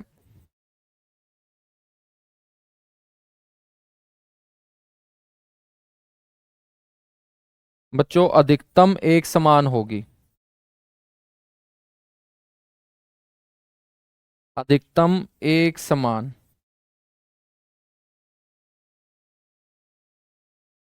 ठीक है। और मैं आप लोगों से पूछना चाहता हूं कि किन्हीं भी दो देशांतरों के बीच की जो दूरी होगी बेटा, वो अधिकतम कितनी होगी? सारे के सारे बच्चे बताएंगे। बिल्कुल सर, 111.32 किलोमीटर। 111.32 किलोमीटर। ठीक है। अब देखिएगा, आप लोगों को स्पष्ट दिखाई दे रहा है बच्चों, यहां मैं आपको बता देता हूं। यहां पर देखो तुम दूरी, यहां पर देखो दूरी, देखिएगा ये दूरी, देखिएगा कम है ये दूरी, फिर क्या है बच्चों, बढ़ती चली जाती है। और बढ़ते बढ़ते ये सबसे ज्यादा आपकी होगी कहाँ पर? ये सबसे ज्यादा होगी भूमध्य रेखा पर। फिर भूमध्य रेखा से वापस हम ध्रुवों की तरफ जाना स्टार्ट कर देंगे, तो फिर मेरे दोस्त इनके बीच की दूरी क्या होती जाएगी? कम होती जाएगी। और ध्रुवों के ऊपर जाके बिल्कुल दूरी 0 किलोमीटर हो जाएगी, जहां ये एक दूसरे के साथ चिपक जाएंगे। ठीक है। तो यहां पर आपको एक पॉइंट ये भी याद रख लेना है कि देशांतरों के बीच की जो दूरी होती है बच्चों, जब ध्रुवों से हम भूमध्य रेखा की तरफ आए, ध्रुवों से जब हम भूमध्य रेखा की तरफ आएंगे, ठीक है, तो दूरी क्या है? बढ़ती है बच्चों, इंक्रीज होगी। और जब हम भूमध्य रेखा से ध्रुवों की तरफ जाएं,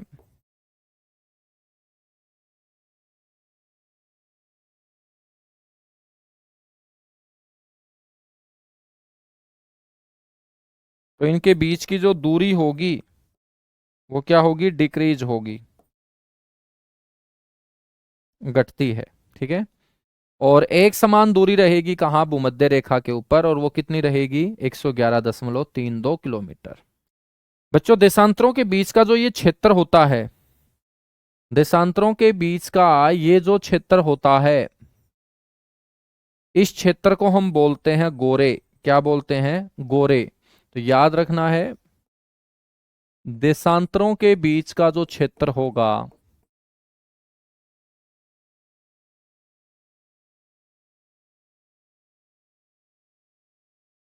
बच्चों वो गोरे कहलाता है। गोरे को हम क्या बोलेंगे?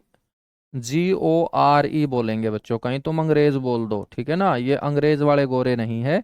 ये बच्चों देशांतरों के बीच का क्षेत्र है। अक्षांशों के बीच के क्षेत्र को हमने बोला जोन, कटिबंध। देशांतरों के बीच के क्षेत्र को हम क्या बोलेंगे? गोरे। क्या बोलेंगे? गोरे बोलेंगे। याद रखोगे? बिल्कुल याद रखेंगे, बिल्कुल याद रखेंगे। यहां तक एक बार सारे के सारे बच्चे थम्स अप कीजिएगा, उसके बाद आगे बढ़ेंगे। ठीक है। टॉपिक को कंप्लीट करेंगे बच्चों। आज चाहे समय ऊपर चला जाए, लेकिन इस टॉपिक को कंप्लीट करेंगे हर हाल में। और एक बार सारे के सारे बच्चे बताओ, आप लोग कहाँ कहाँ से जुड़े हुए हो?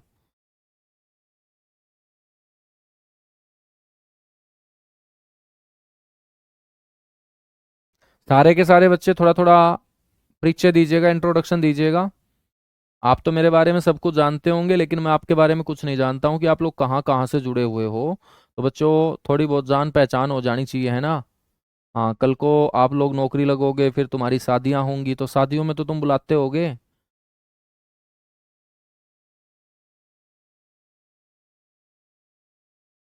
रोहतक से, राजस्थान से, हिमाचल प्रदेश से, दौसा से, राजस्थान से, यूपी से, उत्तर प्रदेश से, दिल्ली से, मुजफ्फरनगर से, राजस्थान से, बीकानेर से, दिल्ली से, झुंझुनू से, वेस्ट बंगाल से, राजस्थान से, गाजीपुर से, गोरखपुर से, ललितपुर से, कन्नौज से, गोरखपुर से। वाह भाई वाह, बहुत बढ़िया, मौज कर दिया तुम लोगों ने।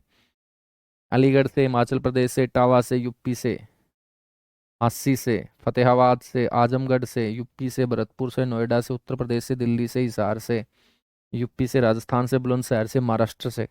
वाह भाई वाह, पूरे इंडिया से तुम जुड़े हुए हो यार। अब देखिएगा, मैंने आपसे पूछा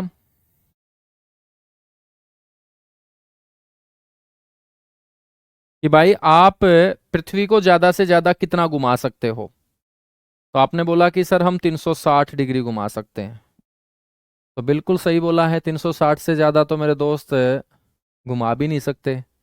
ठीक है।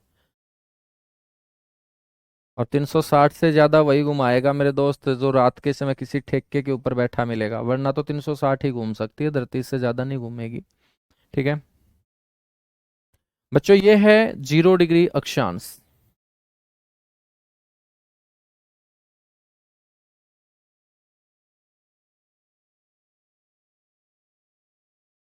ये है 0 डिग्री अक्षांश।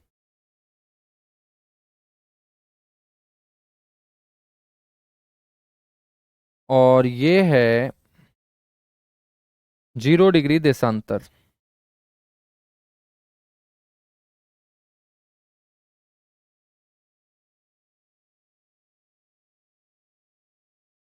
ठीक है, 0 डिग्री देशांतर। बेटा इस 0 डिग्री देशांतर को 1884 के अंदर, इस 0 डिग्री देशांतर को 1884 के अंदर, 1884 के अंदर वाशिंगटन के अंदर बच्चों एक मीटिंग हुई। वाशिंगटन आप सभी को पता होगा अमेरिका की कैपिटल है वाशिंगटन। ठीक है, 1884 में वाशिंगटन के अंदर एक मीटिंग हुई और इस 0 डिग्री देशांतर को बच्चों क्या मान लिया गया, इसको अंतरराष्ट्रीय समय रेखा मान लिया गया।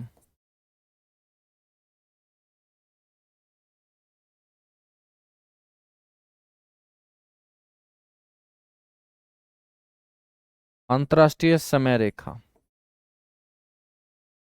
ठीक है, तो सारे के सारे देशों ने बच्चों एक मीटिंग की और उस मीटिंग में फैसला लिया गया कि दुनिया में समय की विसंगति को दूर करने के लिए, समय को लेकर लोग कंफ्यूजन में ना रहें, ज्यादा कंफ्यूज ना हो लोग। ठीक है, और आपस में उनके बीच कोई भी डिस्प्यूट टाइम को लेकर, समय को लेकर ना हो, तो हमें कोई ना कोई एक ऐसा अक्षेत्र निर्धारित करना पड़ेगा जहां से पूरी दुनिया का समय हम क्या है चला सकें। मेरे दोस्त, एक रेखा को सबसे पहले अंतरराष्ट्रीय समय रेखा माना गया और वो रेखा होगी आपकी 0 डिग्री देशांतर। और ये 0 डिग्री देशांतर के ऊपर बच्चों एक स्थान ढूंढा गया, एक स्थान ढूंढा गया और उस स्थान का नाम है ग्रीनविच। और ये जो ग्रीनविच स्थान है बच्चों, ये लंदन के निकट है। लंदन इंग्लैंड की राजधानी है। और इस लंदन के ग्रीनविच से मेरे दोस्त जो ये 0 डिग्री देशांतर गुजरता पाया गया, तो इस 0 डिग्री देशांतर के जितना मेरे दोस्त पूर्व में पृथ्वी है उतनी ही पश्चिम में पृथ्वी है, जितनी पूर्व में पृथ्वी है उतनी ही पश्चिम में पृथ्वी है। तो बच्चों इस स्थान को बिल्कुल मिड पॉइंट मान लिया गया, क्योंकि इस स्थान के राइट हैंड साइड में जितना क्षेत्र है धरती का उतना ही लेफ्ट हैंड साइड में बचता है। और बीच वाले इस स्थान से बच्चों पूरी दुनिया का जो समय है वो लिया जाना फिर सुनिश्चित कर लिया जाता है। और फिर इस 0 डिग्री देशांतर का नाम रख दिया जाता है जीएमटी लाइन। क्या रख दिया जाता है? GMT line. जीएमटी लाइन, इसको हम बोलते हैं Greenwich mean time line, Greenwich माध्यान्ह समय रेखा।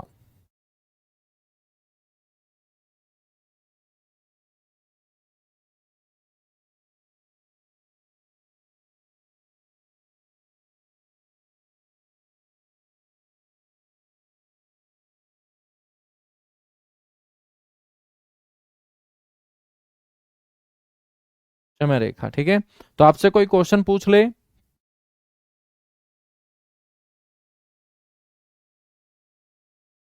आपसे कोई क्वेश्चन पूछ ले कि बेटा पूरे विश्व का समय कहां से लिया जाता है, आप बोलेंगे ग्रीनविच से लिया जाता है। कौन से देशांतर से लिया जाता है? 0 डिग्री देशांतर से। 0 डिग्री देशांतर कहां से गुजर रहा है? ग्रीनविच से। बच्चों ये ग्रीनविच जो स्थान है जहां से समय लिया जाना शुरू किया गया, ये कब से? 1884 से। ठीक है ना, 1884 की मीटिंग में इसको अंतरराष्ट्रीय समय रेखा माना माना गया। ठीक है, यहां तक बातें समझ में आई? बिल्कुल समझ में आई। अब देखिएगा हम बात करते हैं, तो पूरी धरती का समय कहाँ से निर्धारित होता है? इस रेखा से निर्धारित होता है। तो ये पॉइंट आपको जरूर याद रखना चाहिए कि विश्व का मानक समय कहाँ से लिया जाता है? यहीं से।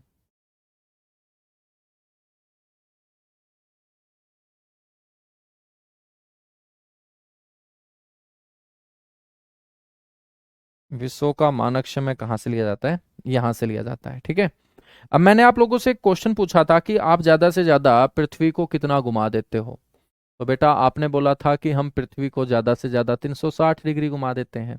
और पृथ्वी का अपने अक्ष पे 360 डिग्री घूम जाना ही क्या कहलाता है? एक दिन कहलाता है। क्या कहलाता है? एक दिन कहलाता है। बच्चों एक दिन के अंदर फिर घंटे कितने हो जाते हैं? 24 घंटे। तो इसका मतलब 360 डिग्री हमारी पृथ्वी घूमती है, तो 24 घंटे पृथ्वी को 360 डिग्री घूमने में लग जाते होंगे। बच्चों यदि 24 घंटे में 360 डिग्री हमारी पृथ्वी घूमती है तो एक घंटे में बच्चों कितना घूमेगी फिर? सर जी 360 को डिवाइड कर देंगे 24 से। बिल्कुल कर देंगे बच्चों। जब हमने 24 से डिवाइड किया तो 15 डिग्री आया। तो बच्चों एक घंटे का मतलब क्या है? मैं आपसे पूछूं कि क्या होता है घंटा, क्या होता है आवर, तो आपको ये नहीं बोलना कि घंटा तो घंटा होता है सर। बेटा घंटा घंटा नहीं होता। पृथ्वी का अपने अक्ष पे 15 डिग्री घूम जाना ही 1 आवर कहलाता है। ये आवर की डेफिनेशन होती है। ठीक है। मैं आपसे पूछूं क्या होता है दिन, तो आपको ये नहीं बोलना कि सर दिन तो दिन होता है। बेटा दिन दिन नहीं होता। पृथ्वी का अपने अक्ष पे 360 डिग्री घूम जाना क्या कहलाता है? 1 डे कहलाता है। ये एक दिन की परिभाषा होती है, डेफिनेशन होती है। तो एक दिन का मतलब है पृथ्वी का अपने अक्ष पे 360 डिग्री घूम जाना। एक घंटे का मतलब है पृथ्वी का अपने अक्ष पे 15 डिग्री घूम जाना। ठीक है। बच्चों हम बात करेंगे कि 15 डिग्री का मतलब है 1 घंटा है, तो हम 1 घंटे को मिनट में कन्वर्ट कर सकते हैं। बिल्कुल कर सकते हैं। तो कितना हो जाएगा? 60 मिनट। तो 1 डिग्री का मतलब क्या होगा? 1 डिग्री देशांतर का मतलब होगा 4 मिनट। तो ये जो हमें 1 degree is equal to 4 minute आया, ये हमें एक बहुत जबरदस्त ज्ञान दे रहा है। ये क्या ज्ञान दे रहा है? ये हमें बता रहा है कि पृथ्वी को 1 डिग्री देशांतर पार करने में, पृथ्वी को 1 डिग्री देशांतर पार करने में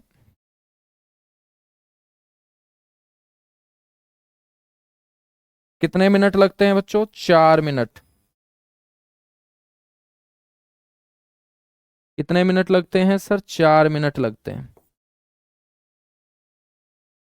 4 मिनट लगते हैं। ठीक है। तो यहां से बच्चों हमें पता चला कि पृथ्वी को 1 डिग्री देशांतर को पार करने में 4 मिनट लगते हैं। लगते हैं 4 मिनट, बिल्कुल लगते हैं। बच्चों आपसे कोई ये भी पूछ सकता है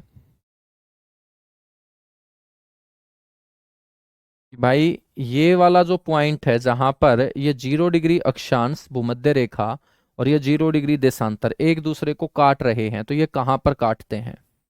तो आपको ध्यान रखना है ये अटलांटिक ओशियन में। अटलांटिक महासागर। कौन सा महासागर? अटलांटिक महासागर। ठीक है। तो अटलांटिक महासागर में 0 डिग्री अक्षांश 0 डिग्री देशांतर को काटने का काम करता है। ठीक है। 0 डिग्री अक्षांश 0 डिग्री देशांतर को काटने का काम करता है। ठीक है। बेटा हम बात करें कि यदि ये 0 डिग्री है, ये सेंटर है, और सेंटर से हम यदि यहां पूर्व की तरफ आते हैं तो बिल्कुल यहां पर हम आएंगे तो अपने को 180 डिग्री देशांतरों को क्या करना पड़ेगा? पार करना पड़ेगा। तो इस साइड 180 डिग्री देशांतर है और इस साइड भी मेरे दोस्त 180 डिग्री देशांतर है।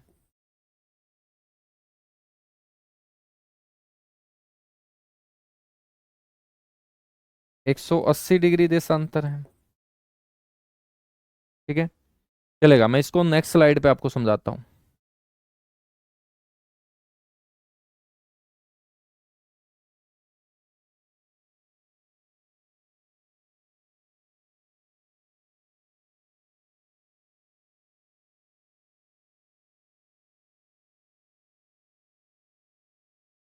ठीक है।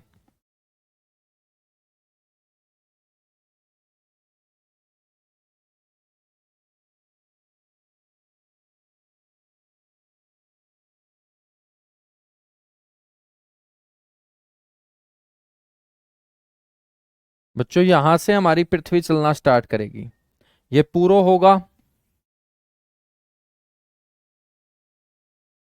तो ये पश्चिम होगा,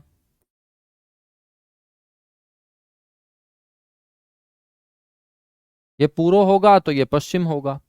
बच्चों जब हम पूर्व की तरफ यहां से चलना स्टार्ट करेंगे जीरो से, क्योंकि ये 0 डिग्री देशांतर है, ये 0 डिग्री देशांतर है ना बेटा, तो ये आपका 0 डिग्री देशांतर है।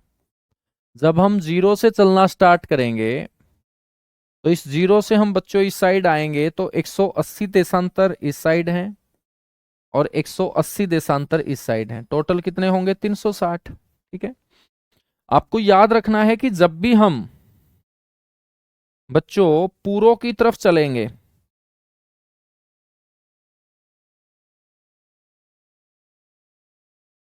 जब भी हम पूर्व की तरफ चलेंगे तो हमेशा मेरे दोस्त 1 डिग्री देशांतर को पार करने पर समय में 4 मिनट की वृद्धि होगी। 1 डिग्री देशांतर को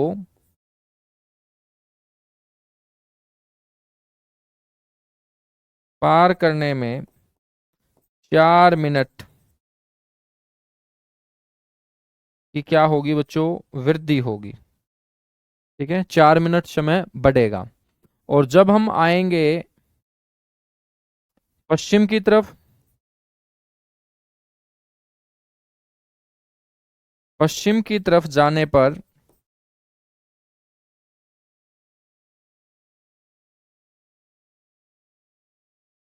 1 डिग्री देशांतर को पार करते हुए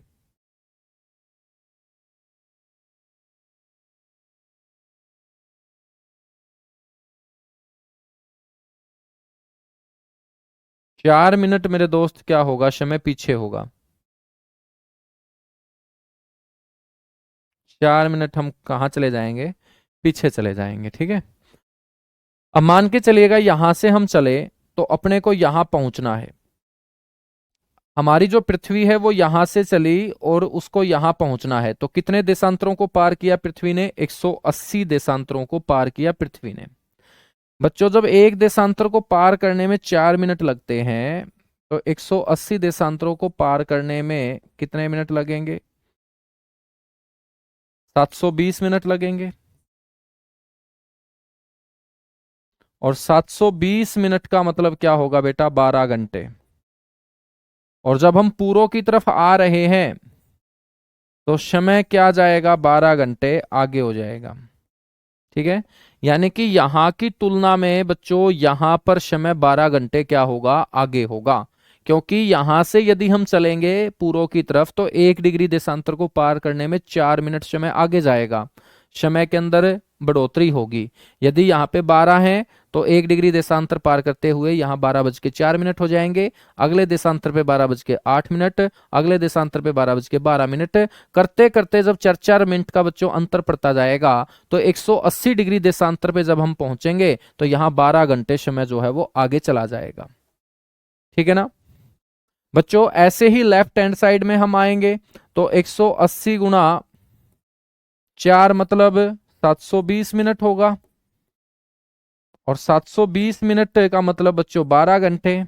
तो 12 घंटे यहां समय क्या होगा बच्चों, पीछे होगा, क्योंकि पश्चिम की तरफ हम आ रहे हैं तो समय घटेगा, पूर्व की तरफ जा रहे हैं तो समय बढ़ेगा। जब बच्चों यहां पर 12 घंटे आगे है और यहां 12 घंटे क्या है, पीछे है समय, तो इन दोनों के बीच का जो अंतर होगा बच्चों वो कितने घंटे का हो जाएगा, 24 घंटे का हो जाएगा। तो यहां पर बड़ा इंपॉर्टेंट पॉइंट आपको याद रखना है, स्टार लगा देता हूं कि बच्चों 180 डिग्री जो देशांतर हम पढ़ रहे हैं,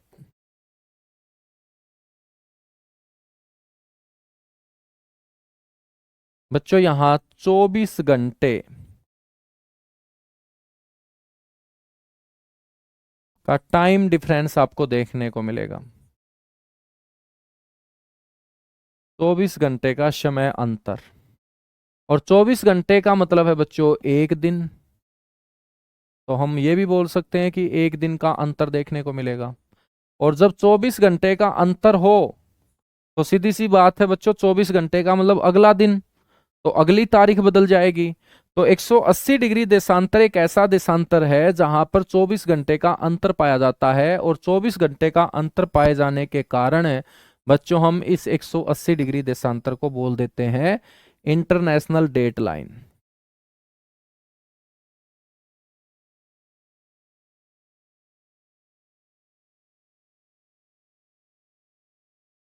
इंटरनेशनल डेट लाइन यानी कि अंतरराष्ट्रीय तिथि रेखा इसे बोलते हैं। इसको हम बोल देते हैं कौन सी रेखा? अंतरराष्ट्रीय तिथि रेखा। अंतरराष्ट्रीय तिथि रेखा क्यों हमने बोला इसको? क्योंकि ये एक ऐसी रेखा है बच्चों जो एक तारीख ही बदल देती है। 24 घंटे का अंतर पाया जाता है, मतलब 180 डिग्री देशांतर के ऊपर यदि आप जाके खड़े हो जाओ ना, तो आपकी एक टांग यदि 27 नवंबर दिखा रही है तो दूसरी टांग आपकी बच्चों 26 नवंबर में चल रही होगी, ठीक है ना। तो 180 डिग्री देशांतर एक ऐसा देशांतर है बच्चों जिसके ऊपर यदि कोई आदमी खड़ा हो जाए तो यदि उसकी एक टांग 27 नवंबर पे है तो दूसरी टांग उसकी 27 नवंबर पे नहीं होगी बल्कि 26 नवंबर पे होगी। तो यानी कि एक ऐसा देशांतर जो दिन ही बदल देता है, जो तारीख ही बदल देता है, वो 180 डिग्री देशांतर है जहां 24 घंटे का समय अंतर पाया जाता है। और जहां समय अंतर 24 घंटे का होगा तो वो डेट बदल देगा, इसलिए बच्चों इसको बोल देते हैं इंटरनेशनल डेट लाइन, अंतरराष्ट्रीय तिथि रेखा। बच्चों आपसे पूछ लिया जाए कि यह देशांतर कहां से गुजरता है? पैसिफिक ओशियन से, प्रशांत महासागर से बच्चों ये गुजरता है।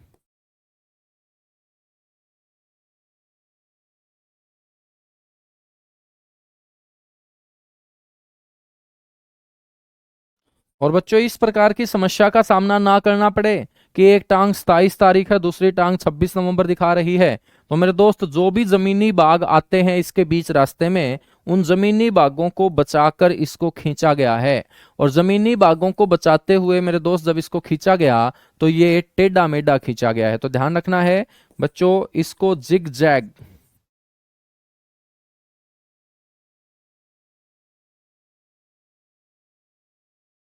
या हम बोल सकते हैं टेढ़ा मेढ़ा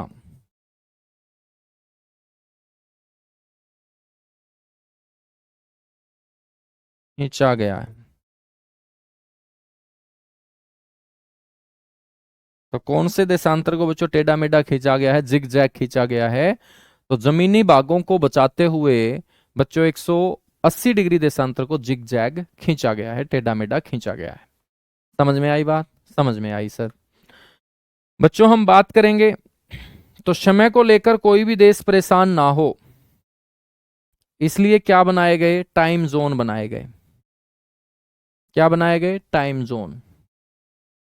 तो मैंने आपको 0 डिग्री देशांतर के बारे में बता दिया जिसको हमने बोल दिया है अंतरराष्ट्रीय समय रेखा, क्योंकि पूरे विश्व का समय 0 डिग्री देशांतर ग्रीनविच नामक स्थान से लिया जाता है। 180 डिग्री देशांतर जहां 24 घंटे का अंतर पाया जाता है उसको हमने इंटरनेशनल डेट लाइन, और इंटरनेशनल डेट लाइन को टेढ़ा मेढ़ा मजबूरी में खींचा गया क्योंकि अपने को जमीनी बागों को बचाते हुए मेरे दोस्त उसको आगे बढ़ाना था। क्योंकि किसी जमीन के बीच से यदि वो गुजर जाता तो मेरे दोस्त उस जमीन के ऊपर रहने वाले लोग तो पागल हो जाते, क्योंकि उनका घर 27 नवंबर को होता और बच्चों वो राशन लेने के लिए जिस दुकान पे जाते वहां 26 नवंबर मिलता। तो आपस में बच्चों डेट को लेकर बहुत ज्यादा कंफ्यूजन जो है उन लोगों के बीच रहती, तो वो अपना अच्छे से जीवन व्यतीत कर ही ना पाते। इसलिए उन जमीनों को बचाते हुए उस 180 डिग्री देशांतर को टेढ़ा मेढ़ा खींचना हमारी मजबूरी थी, ठीक है ना, हमारी मजबूरी थी। बच्चों समय को लेकर सारे के सारे देश जो अलग अलग दिशा में अलग अलग गोलार्धों के अंदर स्थित है उनको कभी कोई प्रॉब्लम ना हो इसको लेकर मेरे दोस्त टाइम जोन बनाए गए। इसको हम बोलते हैं समय क्षेत्र। और पूरी पृथ्वी को बच्चों, पूरी पृथ्वी को जो है वो 24 समय जोन के अंदर बांटा गया।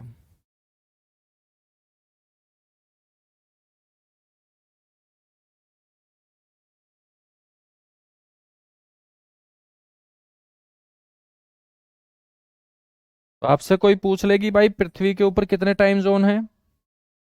टाइम जोन का मतलब है कि पृथ्वी के ऊपर, पूरी की पूरी पृथ्वी के ऊपर एक साथ कितने समय चलते हैं।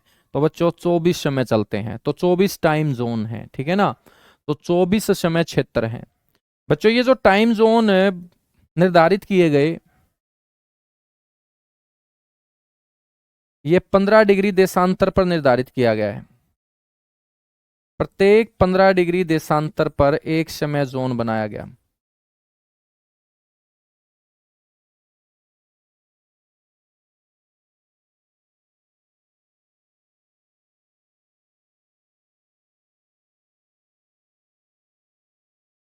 बच्चों 15 डिग्री के ऊपर जब एक समय जोन है, तो हमारी पृथ्वी के ऊपर देशांतर कितने, 360।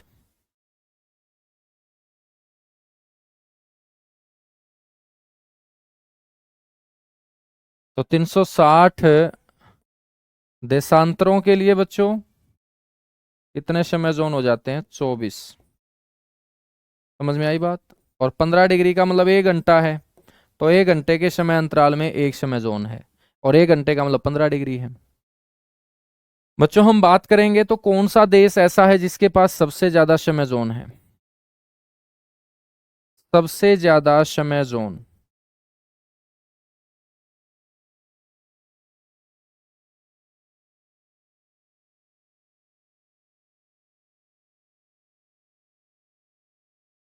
सबसे ज्यादा समय जोन वाले देश यानी कि ऐसे देश जहां सबसे ज्यादा समय चलते हैं, तो मेरे दोस्त ऐसे देशों में नाम आता है सबसे ऊपर फ्रांस का।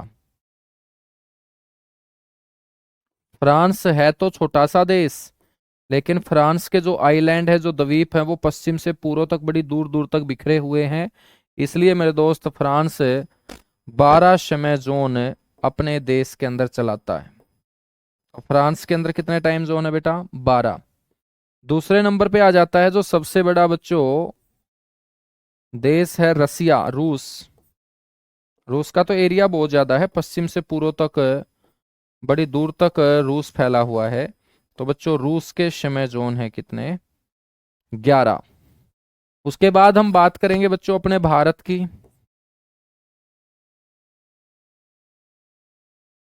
तो भारत के अंदर बच्चों एक समय जोन है, ठीक है। लेकिन भारत के अंदर अधिकतम जो समय जोन हो सकते हैं वो कितने, 2।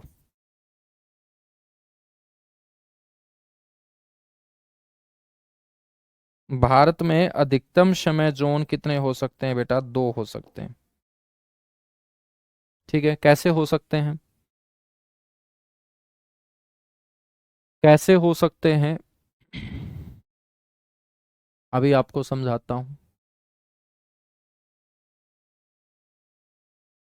ये है बच्चों अपना भारत।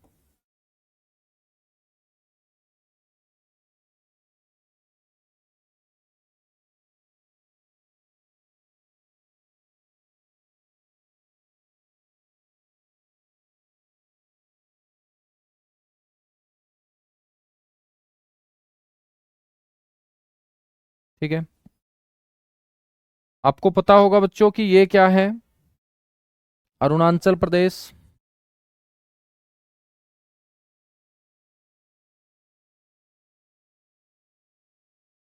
तो ये क्या है बच्चों, गुजरात।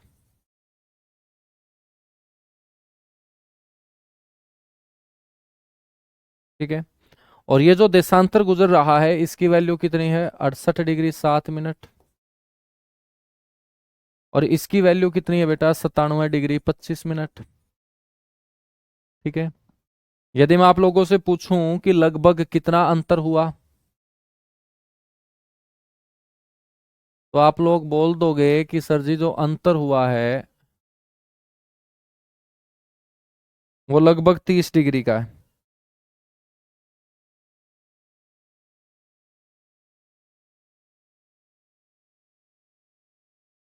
लगभग 30 डिग्री का अंतर है। और बेटा 30 डिग्री का अंतर है तो 15 डिग्री के ऊपर एक समय जोन है।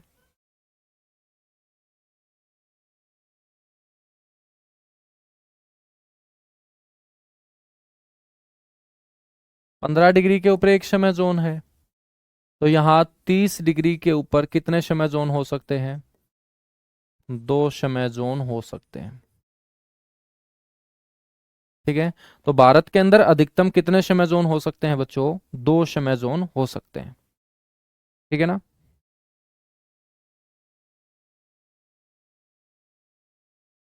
यहां तक चीजें क्लियर हुई? बिल्कुल क्लियर हुई। तो बच्चों यदि 30 डिग्री का अंतर है, यदि 30 डिग्री का अंतर है तो सूर्य हमारा कहाँ निकलेगा बेटा? सूर्य सबसे पहले अरुणाचल में दिखाई देगा,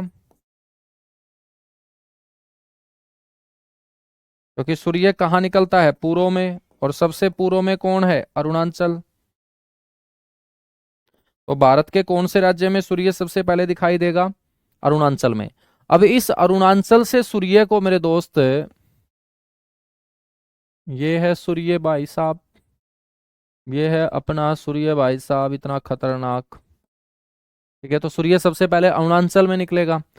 अब सूर्य अरुणाचल से चलेगा और इसको गुजरात तक आना है। तो अरुणाचल और गुजरात के बीच का अंतर कितने डिग्री है? 30 डिग्री। और 1 डिग्री का मतलब 4 मिनट हुआ, तो 30 डिग्री का मतलब 120 मिनट हुआ, और 120 मिनट का मतलब 2 घंटे हुआ। तो मेरे दोस्त गुजरात के अंदर सूर्य जो दिखाई देगा, अरुणाचल प्रदेश की तुलना में,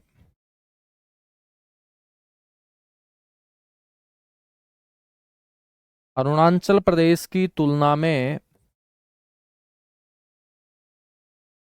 सूर्य 2 घंटे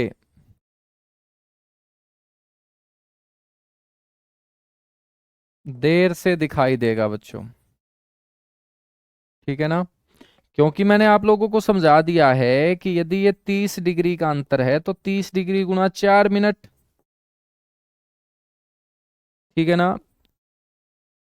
और मेरे दोस्त 120 मिनट लेट से निकलेगा गुजरात में सूर्य। 120 मिनट का मतलब क्या हुआ? 2 घंटे। क्योंकि सूर्य पूर्व से कहाँ आएगा? पश्चिम में आएगा। पूर्व से कहाँ आएगा? पश्चिम में आएगा।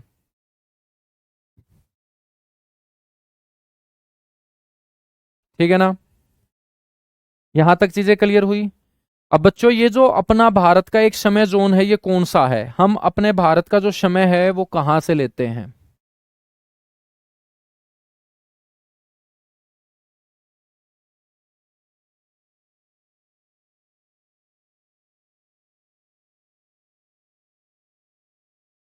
तो भारत का जो समय है मेरे दोस्त, वो निर्धारित होता है 82.5 डिग्री पूर्वी देशांतर से।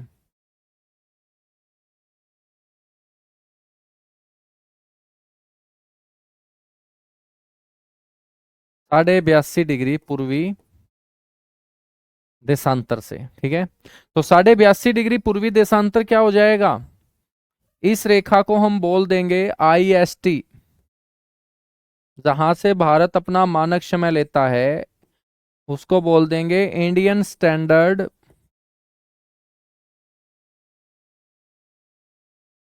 टाइमलाइन, भारतीय मानक समय रेखा बोल देंगे। तो बच्चों हम कौन से देशांतर से समय लेते हैं? 82.5 डिग्री पूर्वी देशांतर से। तो इस 82.5 डिग्री पूर्वी देशांतर को हम क्या बोल देंगे? भारतीय मानक समय रेखा बोल देंगे। और 82.5 डिग्री पूर्वी देशांतर कहाँ से गुजरता है बच्चों? ये गुजरता है भारत के 5 राज्यों से।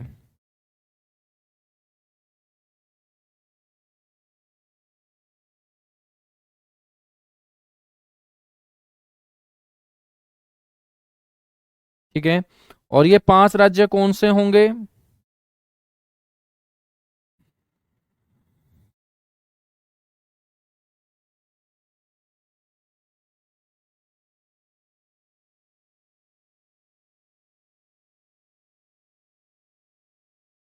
ये है मेरे दोस्त।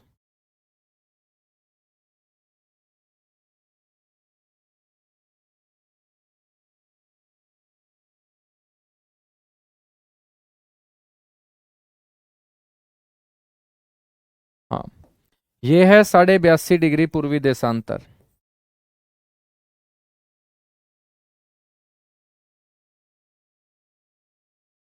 और इसी को हम बोलते हैं IST line, Indian standard time line, जहां से भारत अपना मानक समय लेता है। बच्चों कौन से 5 राज्यों से गुजरती है ये? एक राज्य तो ये है, इस राज्य का नाम है यूपी। ठीक है बच्चों, इसके बाद एक राज्य ये है, इसका नाम है एमपी। एक राज्य ये है बच्चों, इसका नाम है छत्तीसगढ़। छत्तीसगढ़ के बाद बच्चों एक राज्य ये है, इसका नाम है उड़ीसा। और एक राज्य है बच्चों ये, इसको बोलते हैं आंध्र प्रदेश। तो भारत के इन 5 राज्यों से गुजरती है IST line, Indian standard time line. ठीक है, तो ये 5 राज्य कौन से हो जाएंगे? इन 5 राज्यों में बच्चों एक है उत्तर प्रदेश। उत्तर प्रदेश के ठीक नीचे है मध्य प्रदेश। मध्य प्रदेश से कौन सा राज्य बना था बच्चों? छत्तीसगढ़। छत्तीसगढ़। और एक आपको याद रखना है उड़ीसा, चौथे नंबर पे उड़ीसा। और बेटा 5वें नंबर पे याद रखेंगे आंध्र प्रदेश। अब देखिएगा, यहां पर सोचने वाली बात है कि हम अपने भारत का मानक समय ले रहे हैं 82.5 डिग्री पूर्वी देशांतर से, लेकिन वो जगह कौन सी है जहां से हम अपना मानक समय ले रहे हैं? तो बच्चों हम अपना मानक समय जिस स्थान से ले रहे हैं उस जगह का नाम है मिर्जापुर। या मिर्जापुर ऑप्शन में ना मिले तो हम नैनी बोलेंगे बच्चों। क्या बोलेंगे? नैनी। नैनी। नैनी मिर्जापुर। ठीक है, और ये मेरे दोस्त नजदीक है किसके? प्रयागराज के। प्रयागराज और मिर्जापुर के बीच में आता है नैनी। ठीक है, तो भारत अपना मानक समय बच्चों उत्तर प्रदेश के कौन से क्षेत्र से लेगा?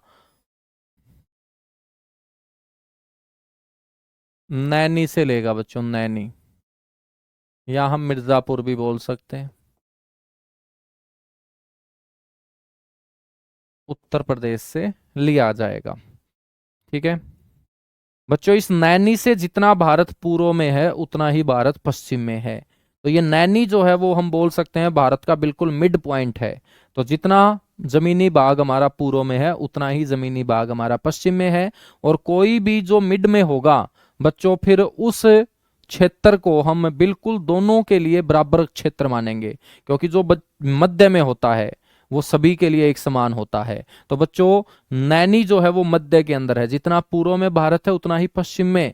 इसलिए सारे के सारे भारत की जो घड़ियां हैं, जो टाइम है मेरे दोस्त, वो नैनी से डिसाइड होता है भारत के अंदर। कहां से? नैनी से।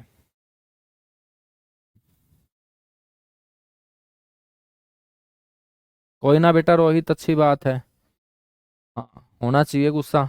ठीक है,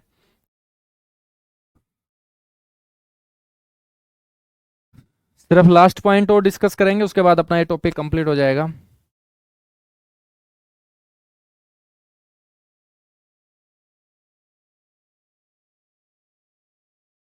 देख लो आजकल के टीचर जो अ, हैं बच्चों, और आजकल के जो बच्चे हैं, बच्चे तो यार बोलने लगे हैं। ठीक है, अब देख लो इस रोहित नाम के बच्चे को यार बोलता है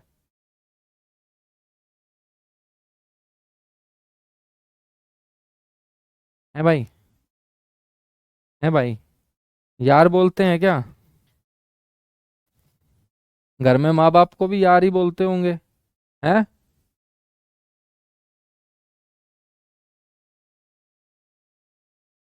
कराएंगे भाई, वो टॉपिक भी करवाएंगे, ना टेंशन लो तुम।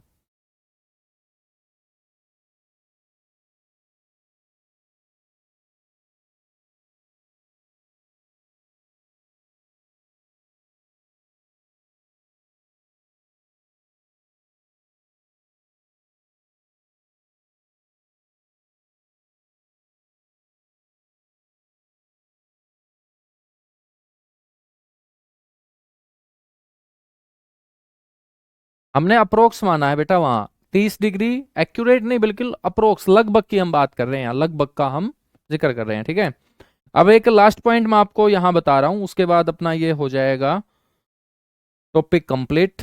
और आप लोग जब भी सुबह उठने के लिए अलार्म भरते होंगे, मोबाइल के अंदर आप अलार्म भरते होंगे, है ना? क्योंकि बच्चों एग्जाम नजदीक आ रहा है तो सुबह उठ के आप पढ़ते होंगे। और जब सुबह उठ के पढ़ोगे तो वो पढ़ा हुआ याद हमेशा के लिए रहता है फिर। तो सुबह पढ़ने की आदत जिसको है वो बाकी बच्चों से आगे है। अब ये था बच्चों हमारा 0 डिग्री देशांतर। ये हमारा क्या है, 0 डिग्री देशांतर। ठीक है। और बच्चों हम बात करें,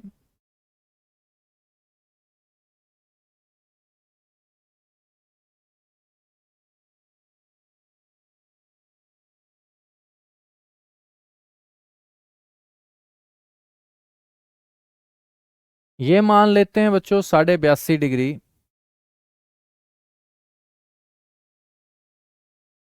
पूर्वी देशांतर।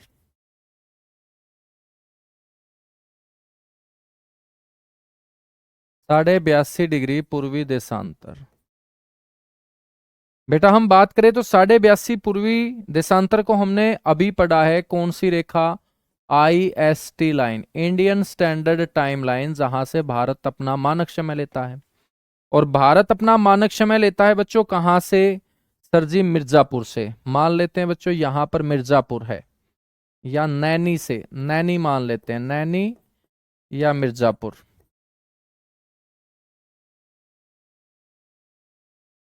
ठीक है। और जो पूरे विश्व का समय लिया जाता है वो यहां से लिया जाता है, और इस जगह का नाम है ग्रीनविच। ठीक है। इसलिए हमने इस रेखा को क्या बोल दिया, इसलिए हमने इस रेखा को बोल दिया GMT लाइन।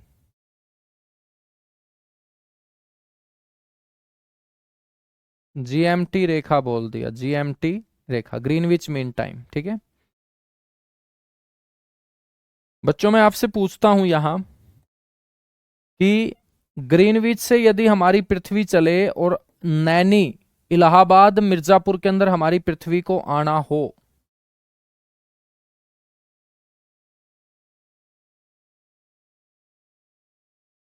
तो बच्चों जो अंतर होगा वो कितने डिग्री का होगा, 82.5 डिग्री का। ठीक है।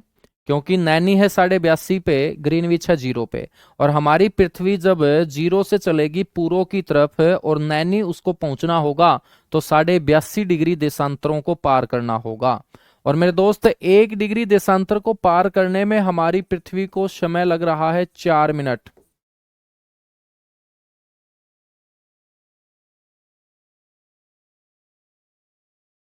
1 डिग्री देशांतर पार करने पर समय मेरे दोस्त हमारी पृथ्वी को लग रहा है कितने मिनट, 4 मिनट। ठीक है। तो हम बात करेंगे तो 82.5 डिग्री देशांतरों को जब हम पार करेंगे,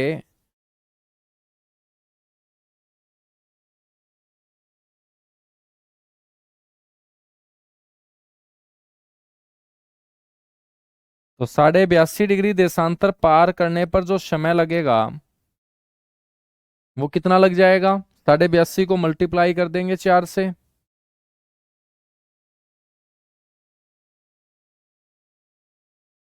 तो बच्चों 82.5 को 4 से मल्टीप्लाई करोगे तो 330 मिनट आएंगे। और 330 मिनट के बच्चों यदि हम बनाएंगे घंटे, तो कितने घंटे बनेंगे, 5.5 घंटे। 5 घंटे 30 मिनट, 5.5 घंटे। ठीक है। बच्चों आप जब भी अलार्म भरते हो सुबह उठने के लिए मोबाइल के अंदर, तो मान के चलिएगा आपने सुबह 5 बजे उठने का अलार्म भरा अपने मोबाइल में, तो 5 बजे का जब भी आप अलार्म भरते हो, अलार्म भरते ही आपके मोबाइल की स्क्रीन के ऊपर एक पट्टी चलना शुरू हो जाएगी, और उस पट्टी के ऊपर एक बात लिखी जाएगी कि +5:30 GMT। मतलब आपने इंडिया के अंदर सुबह उठने के लिए जो अलार्म भरा है वो आपने ग्रीनविच नामक स्थान से कितना घंटे आगे का समय भरा है? 5.5 घंटे आगे का। क्यों? क्योंकि हम ग्रीनविच से पूर्व की तरफ भारत में आ रहे हैं। पूर्व की तरफ जब हम आएंगे तो समय बच्चों बढ़ेगा, और 1 डिग्री देशांतर को पार करने पर 4 मिनट समय जब पूर्व की तरफ जाएंगे तो बढ़ेगा, पश्चिम की तरफ आएंगे तो घटेगा। तो मेरे दोस्त, अपना भारत जो है वो पूर्वी गोलार्ध में है देशांतरों की दृष्टि से। जब हम देशांतरों की दृष्टि से देखें तो अपना भारत पूर्वी गोलार्ध में है। तो भारत का जो मानक समय होगा, ये जो 5.5 GMT है, ये हमें क्या बताता है कि भारत का जो मानक समय होगा, भारत का जो मानक समय होगा वो ग्रीनविच समय से, ग्रीनविच समय से बच्चों 5.5 घंटे आगे होगा, आगे होगा। अब मैं आप लोगों से क्वेश्चन पूछता हूं, और इस क्वेश्चन का जो बच्चा आंसर दे देगा समझ लीजिएगा उसका ये टॉपिक कवर है, कंप्लीट है। और जिसको बच्चों इस क्वेश्चन का आंसर नहीं पता होगा वो अच्छे से इसकी फिर क्या कर लेगा, रिवीजन कर लेगा। ठीक है, क्वेश्चन मैं आपसे पूछ रहा हूं, चलो यहीं पे पूछ लेता हूं। क्वेश्चन मैं आपसे पूछ रहा हूं कि पाकिस्तान अपना समय कितने डिग्री देशांतर से लेता है? पाकिस्तान अपना समय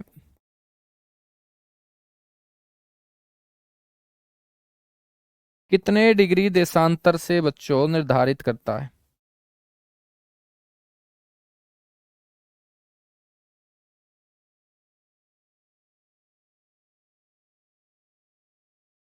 फटाफट मेरे को बता दीजिएगा। निर्धारित करता है। तो जो बच्चा इस क्वेश्चन का करेक्ट आंसर दे देगा समझ लीजिएगा उसके ये टॉपिक अच्छे से समझ में आ गया। और जिसने नहीं दिया बच्चों, इसका मतलब फिर उसको दोबारा पढ़ना पड़ेगा।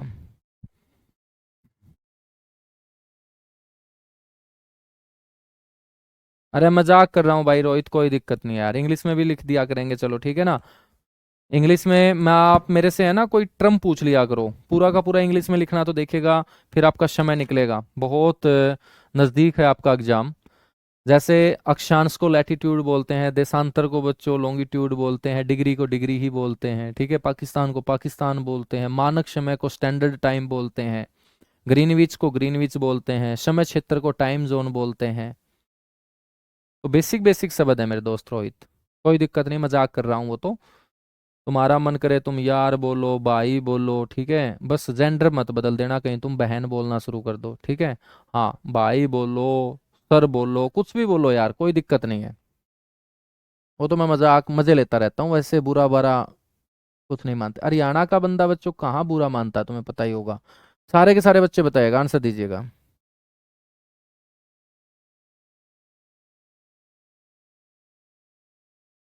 अब देखिएगा, पाकिस्तान का जो समय है ना, पाकिस्तान का जो समय है वो भारत के समय से आधा घंटा पीछे है बच्चों, आधा घंटा पीछे है। यानी कि जब अपने अब समय हुआ है लगभग 7:45 का, तो पाकिस्तान में समय हुआ है 7:15। ठीक है ना। तो पाकिस्तान हमसे जो है वो आधा घंटा क्या है, पीछे है। और आधा घंटे का मतलब 30 मिनट है, और 30 मिनट को यदि हम 4 से डिवाइड करेंगे तो 7.5 डिग्री आएगा।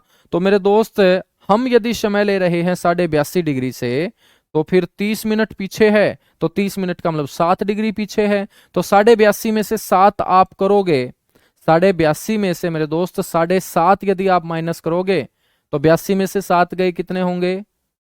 82 में से 7 गए बच्चों 75 डिग्री, ठीक है, 75 डिग्री से। तो पाकिस्तान अपना जो समय निर्धारित करेगा बेटा, वो कितने डिग्री से?